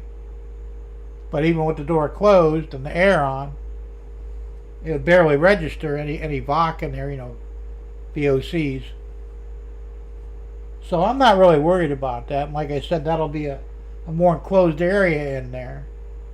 But I can use the paint booth as an actual vent. If that doesn't work for whatever reason, I will put an actual vent in, which would be no big deal. They have small, I think you get 10-inch fans basically, with movable doors on the outside, chain pull, you plug it in. I'll have the outlets for it. Plug it in, pull the chain, it'll suck the air out. It'd probably be more efficient than the paint booth, but only if I need it. And right now I don't think I'll need it, but we'll see. And they're inexpensive. I think I saw one on Amazon for around like $30, $35. I don't need anything huge, I'm not going to put in a 20 or a 30-inch fan in there because that's, it's fucking crazy. So, it'd be a little 10-inch, maybe a 9-inch, and there would be enough suction power to, they run like something like 1200 CFM. Yeah. Russ says, I put paw prints in our master tub for my wife to make it slip resistant. Seems to still be sticking okay after 18 months. I installed about 2 dozen. There you go. The same thing I got. I guess I got them from, the first that I bought from Temu, and then I bought the rest from Amazon, and they sell them in packs of 20. I got the blue ones. They have blue, pink, and black. And, it was fun. You taking off, Chuck? All right. Thanks for popping in, man. Have a good night. Be safe. Have a fun weekend, and we'll see you next week. So, I thought they were cool because, I'm a dog person. So, John Nippenberg. How you doing, John? Good to see you. So I saw those and I said, I got to get those because it was either that or, just the stupid strips. And I said, no, the paw prints would be cool, And initially I bought like 40 of them. That was more than that, actually. I think I bought 3 packs of 20. And I was going to do the shower and then the floor in front of the shower because, the thing is, when this house was built in 94, I don't think they had non-skid flooring at the time. And I tell you, that fucking tiles in that bathroom, it's like ice when it's wet. You go sliding on it. I have safety bars, but, they only go so far. And I'd feel more confident if I had a non-slip surface. I was using that, the pads with like the tentacles on them. You stick it down. The problem with those is they mildew fast. They're not that great when you get down to it, and they're a bitch to keep putting down and picking up all the time. I said, you know what? Fuck that. I'd rather have something more permanent. So I saw the paw prints and I'm going to do those, Now, if I ever do the master bath shower, I'll buy the non-skid tiles because they make them now, But what kind of work? I've been working on some steam engines. Cool. Like I said, back in '94, they didn't have that. You know. And the same thing back in Naples in the tub, we had the strips down, the non-skid strips in the bottom of the tub because they didn't make a non-skid tub surface. And, you know, so it's like, yeah, you know. And that was before I had the stroke. It was, you know, it was dangerous, you know. So you could easily slip in the tub, and if you hit your head the wrong way, well, you're dead. That's not good. So, you know. And it's, well, now in the back, the back apartment, we eventually changed the tiles on the floor of that and got the non-skid tiles. So that shower stall is perfect. You can walk in there and not slide on it. You know, they were textured tiles and they were considered non-skid. They're the first ones that come out. I don't remember when we did that, but it had to be the late 90s. Like I said, 94 when this house was built, either they didn't have them or the builder didn't feel they were necessary. But, you know, when you got a shower stall and a bathroom floor that's like ice when it gets wet, that's just fucking stupid, you know. So, it is what it is. Anyway, guys, let's see. Replacing wheels on 2 pre-war engines. One had a broken drive rod hub, the other had bulged wheels. Well, you're doing O-scale, right, John? Pre-war, that's old stuff. Bet you that was fun. The only thing I ever did on O-scale is I rebuilt the motors on them. I told you that story with my stepson, late stepson. He acquired 5 3 were pre-war and 2 were post-war. But none of them ran. I got all but 1 running. And so it was just cleaning up armatures and, you know, filing brushes, and I got them all working. They're worth money, you know. I should have bought them off him and then resold them for what they, because he probably let them go cheap so he can get some drugs, you know. He probably stole them anyway, I have no idea. I only have about 6 people commenting on my videos. More likes, so that's okay. Funny, I have 1,000 subscriptions and only 86 subscribers. Please check out my channel if you have not yet. Post a link for it, Ross. You could do that here, you know that. And I'll check it out myself. I'm subscribed to you, all, but they don't notify us of anything. You know. If I get notifications, you know I'll be on it. But for the guys who don't, post a link for them. And yeah, I'm on the same boat. I've got like 700 subscribers that I'm subscribed to, I should say. But I've only got 524 that subbed to me. I don't know what the fuck the deal is with that, right? So, and you know, we're supposed to, you know, take care of each other, so, you know, post links. Like I said, you're allowed to do that here. I don't have a problem with that. You're all moderators, so you can post links. And, you know, as long as they're not porn, I don't care. I mean, I'd be okay with porn, but, you know, some people might be offended by it. I'll try and keep it train related. It is what it is. No. But, like I said, you know, I wish I had more subs. Last time it was 524 last I looked, and it dropped down to 523. I haven't looked lately to see. Well, let me see what it is here. Be able to show it on my monitor. I'm back to 523. So, you know, you're one of the commenters. You know, oh yeah, well that's right. Like I said, I'm sub to you, so you know, I do see some of the. I think I saw one of you know, what they call it, where I was notified, and I started keeping an eye on it, and I look for you now. You know, before I don't really look for anybody. If I get notification, I'll check it out, but you know, YouTube sucks for notification.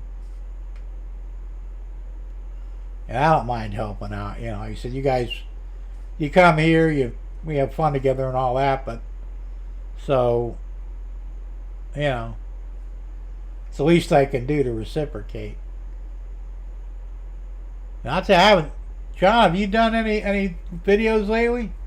I was getting notifications for you like a year ago, and then I haven't gotten any since. I think I have more fun mail call videos coming. Oh, cool. Yeah, that's why I told my wife, I think it was yesterday, because I saw one of yours, and I said, I think that motherfucker's trying to compete with me. You know, I think right now you got me beat on mail calls, which, you know, I thought I had the, you know, I had the record on that, because I was doing them left and right for a while there, but, you know, basically I got everything I need, so, you know. Russ says Rolling Road videos are coming. Oh, that'd be cool.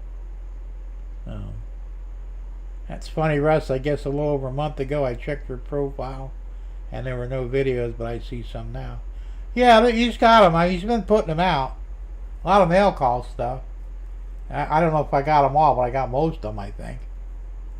And I tend to comment, and, you know, sometimes I'm a smart ass. I think the last one I commented, I said, that's what, it was the caboose you got. I said, that's a great caboose. Now do something on your fucking layout, you know. And you gotta get cracking on your layout, man. It's cool buying shit, but, you know, we want to see you start building your layout. And you'll probably get more traffic that way too, because we all want to see that, you know. So we'll see how that goes, but because, you know, I mean, mail calls are fun, but, you know, that's what I figured anyway. You know, people were getting tired of my mail calls. I started on March 26th. Okay, Jim, I try to post something weekly. I think YouTube goes subscribers. They do. And it's bullshit, but it's YouTube. What are you gonna do? You know, they're assholes. You know. Yeah, it's unfortunately. Because like I said, if I see, when I get up in the morning, first thing I do is I turn on YouTube. And I look to see if anybody that I know is doing anything, you know. I usually see, you know, Tom Grassi, he's always, I don't get notifications, but his videos always come up in my feed, whether it's a short or a regular video. So you know, that's the first thing I was, you know, does Tom Grassi do anything? And he just did something recently, and I watched it. Same thing with Russ. Russ has been, you know, popping up a lot lately in the feed. Not getting actual notifications, but at least it's showing up in my feed. But that's the weird thing about it. If you look at something or a certain genre of something, that's what's going to come up in your feed. Like, what the hell was I looking at the other day? I can't remember what it was now, but it was not train related. All of a sudden, all the fucking everything in my feed is no longer train related. And I'm like, wait a minute, what the fuck happened to the train stuff I was watching? You know, so then I have to go and find something that's train related, watch it, and then all of a sudden my feed changes again a little bit. It's that what do they call it? There's a word for it. I can't think of what it is, but it's bullshit. You know. It's like they're trying to tailor what you watch based on what you watch, but not really, you know. Said if I'm watching stuff from, say, 4 different train guys, and I want to watch something else, like maybe on a home repair or something, all of a sudden it drops the train guys and goes to home repairs. That's bullshit, you know. I know that it's the way they do things, and it's bullshit, you know. I actually clear my cache once, you know, on YouTube, so I could start over again, because I was so far off the train trail that I wasn't getting any feeds from the train stuff at all, you know. And it just, you know, it just pissed me off. Jim, I try to post. So I mean, but that's YouTube. It's just like I said, it's fucked up. They should have it set up where you have like priorities. Where you can have a priority list of your subs, whether they're no matter what they're for. They come up first, and they always stay that way. So if you want to go out and watch, some other fucking weird thing, you could do that, but it doesn't affect your list. They don't do that. Russ says, I may not comment all the time, but I put about 200 likes every week on 200 of your guys' channels. Oh, I have no doubt about that, And I don't care one way or the other. I mean, I'm happy you watched them. You don't have to comment. It's kind of fun when you do, But if you don't, that's fine. I'm okay with that.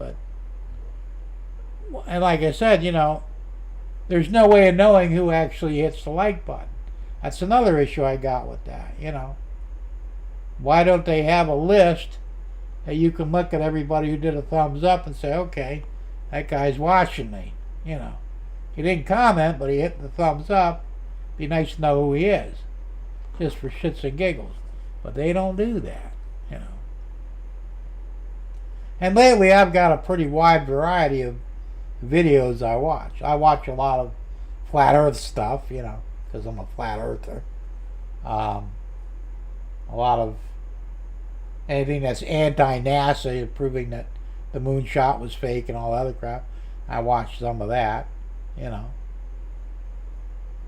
watch Guns and Gear, Mr. Guns and Gear. I watch some stuff that's Second Amendment related, and of course I watch train stuff. But the problem is, he's like, if I watch something, it just switches over to that, drops the rest of the shit. I wish it wouldn't do that. What do they call it? There's a name for that. I can't think what the hell is it. Algorithm? Yeah, it changes the algorithm. Fuck the algorithm. Give us a list so we can prioritize what we want to watch on the list. Instead of, like you said, I could watch all trade stuff. I see something interesting on, say, gardening, So I go click on it because I'm interested in it, and then all of a sudden the algorithm changes, and I'm seeing all gardening shit. Bullshit. Derek says, I get YouTube notifications every minute on average for videos. Try to keep up, but it's crazy. How do you guys keep up with the notifications? I don't get notifications. Do I get them on the phone? Yes. I don't pay attention to the phone. I hate the phone. Do I get them in my email or on YouTube? Nope, don't get them. I don't get a lot on the phone, but I get more on the phone than anywhere else. And once again, that's an issue. If you're sub to 200 people, for example, you can't watch everything they produce. There's not enough time in the day to do it. Especially if you have a diversity between trains and other things, the algorithm changes if you watch something not train related, and fucks up your feed anyway. This is what I'm saying. It's a fucked up system. They need to fix it. Will they? Probably not. Because they don't really give a shit, No, I mean, there's some things that I get religiously. I don't know why. I watch Johnny B. Johnny B does 5 days a week. He's got, I can't remember half of it. They're spoofs, they last about 10, 12 minutes. He does memes, makes fun of stuff. Great guy, funny as shit. And I watch him every day. And he's always in my feed. No matter what I do, he's always there.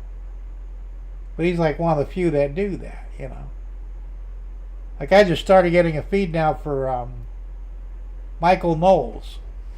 I don't know if you know who he is or ever watch him, but he's a commentator, funny guy. He talks about current events from a conservative bent. I used to watch him all the time, and all of a sudden I stopped getting his feeds.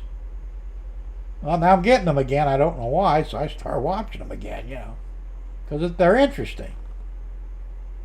So the algorithm is constantly changing. I don't know what the fuck's going on or why, but John says, I only get a few notifications daily. I have to seek out most YouTubers. Well, that's where I'm at now a lot too. And like I said, sometimes I can do it, and other times it's like, I know, like Wednesdays, well, it's my fault really, and John Kovichak, or Tom Kovichak's fault too.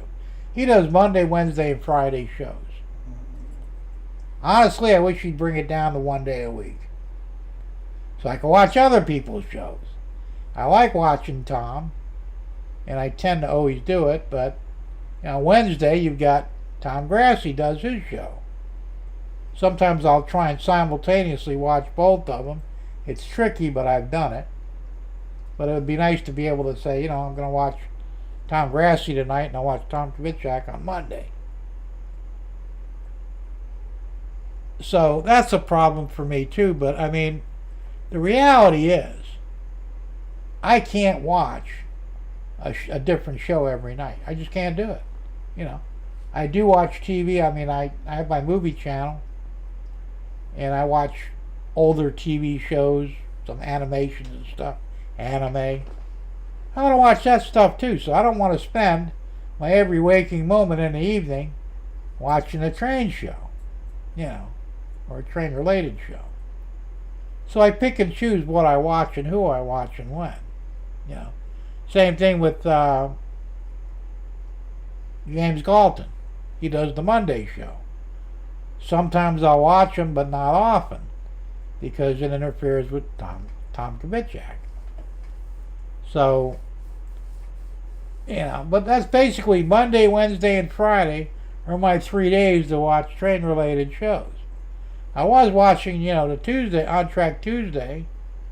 Now the only time I really watch it is when Crooked Dave does the last day of the month, or the fourth Tuesday. I'd like to watch other versions, but like I said, if I spend all my time watching train stuff, I won't watch anything else. And that would suck. Derek says, I comment on all the videos I watch, and I go to a channel and comment on all the videos. They're in a bunch, and a lot of the time I don't even get a reply from the person that I binge watch. That's not surprising, because a lot of times you can binge watch something and the creator may not be aware of it. Or like I don't generally. Sometimes I'll reply to a reply. If you leave something in my comment section, I try and reply when I can, but not always. Russ says, honestly, new layout start is probably a year out. Guys have to sell HO collection to make room in my new train. Yeah, that's true. Yeah, you got a lot of stuff there. Well, I'd start posting the HO stuff. Maybe even on YouTube. Jason did that, well, he didn't do it for his own stuff, but he did it for an estate sale, somebody he knew. He had a bunch of stuff and he was posting it. And I guess he sold a good amount of it. You could do that. Do a video on that. With a list of what you got, what you want for it. Hey, if you got a product, man, we will come.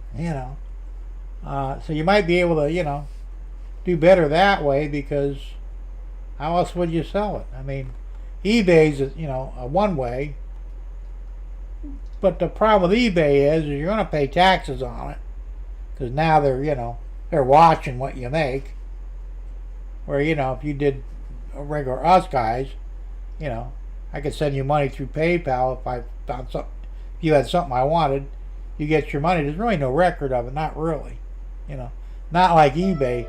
eBay will collect sales tax, 1099 you, the whole 9 yards. It's not worth doing, because at the end of the day, you didn't make much money. So, John says, I do reply to comments on my videos, full length or shorts, 100% of the time. Well, that's pretty impressive. I wish I could do it, but I try. but I don't always do it. And I never get notifications of comments anyway. I have to go back and look at the video or the short and see if somebody actually commented so I can reply. Derek says, I wasn't talking about you, John. I always get a reply from you. There you go. John says, one thing I don't like about YouTube is I don't get any notification that somebody replied to my reply. That's the truth. I don't either. You know. So sometimes I'll go back and I'll look at stuff and see if anything new came up, but I don't do it consistently. It says I started listing on eBay about 2 weeks ago. Username Electric Rush 64. I'll have to check that out. But like I said, you want to be careful on eBay.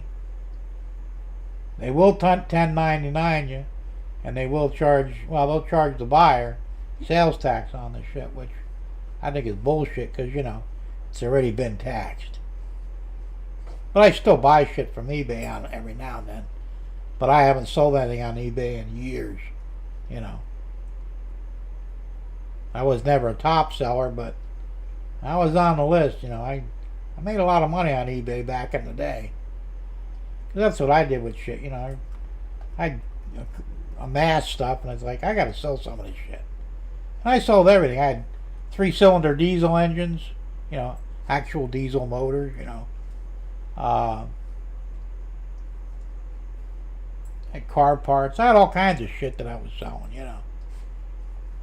I sold lawnmower engines, you know. I sold all that shit on eBay. I made a killing. But, you know, thank God they didn't tax us for it then. They didn't 1099 either, you know. I never reported any of it. Derek says, Russ, do you do a video on YouTube that you are selling something? That's what I'm saying. He should do that, you know. I mean, we wouldn't know you're on eBay except you just told us, but it would be better if, like, you drop that when you do a YouTube video. Next mail call, say, look, by the way, I'm selling stuff on eBay. Here's my eBay address. Check it out. Then we'll know, because a lot of us watch your stuff, you know. But I didn't know you had an eBay account. You know, I have an eBay account, but they don't tell me every time somebody comes up and creates one, obviously. So you need to use YouTube to get the word out there. Because I'll tell you what, you got a lot of stuff, man. Depending upon what kind of prices you're getting, I may be interested in some of it too. You know. But I have to know about it before I could even entertain the idea of buying anything. I think eBay will let you add a short video to a listing. That's fine. That's fine for eBay, but if we don't know where you're at on eBay, it won't make a difference. You have to get the word out to us guys, because we're the ones who are going to be buying that stuff. You know, fellow model railroaders. I mean, yeah, some people do go on eBay and look for stuff, but, you know, a lot of us don't anymore. I don't look on eBay for anything unless I'm actually looking for something. And I would never think to look, you know, on eBay. Well, I wonder if Russ has got an eBay account. That's why you got to do something on YouTube. I have to do it in batches on eBay. It's hard to run more than one selling Oh, that's true. Yes, they will, John. You are correct. Oh, about the video, yeah. You can do videos on there, and that's fine. But you really should do your videos on YouTube first and foremost to let us know that, you know. Like there was one guy who was selling stuff. Tom Grassi bought some stuff off him. He sent me the link to the guy because he had a YouTube video of all the shit he had to sell, or a list or something. I don't remember exactly now, but you know, if we know, I said you do a video and say, look, I got this logo, this, and, you know, what prices. If anybody's interested in this stuff, contact me or go to my eBay page and you could purchase these items. That's the way to do it. Does anyone have UP or SP Southern Pacific Fruit Express they want to sell? I don't. I don't have one at all.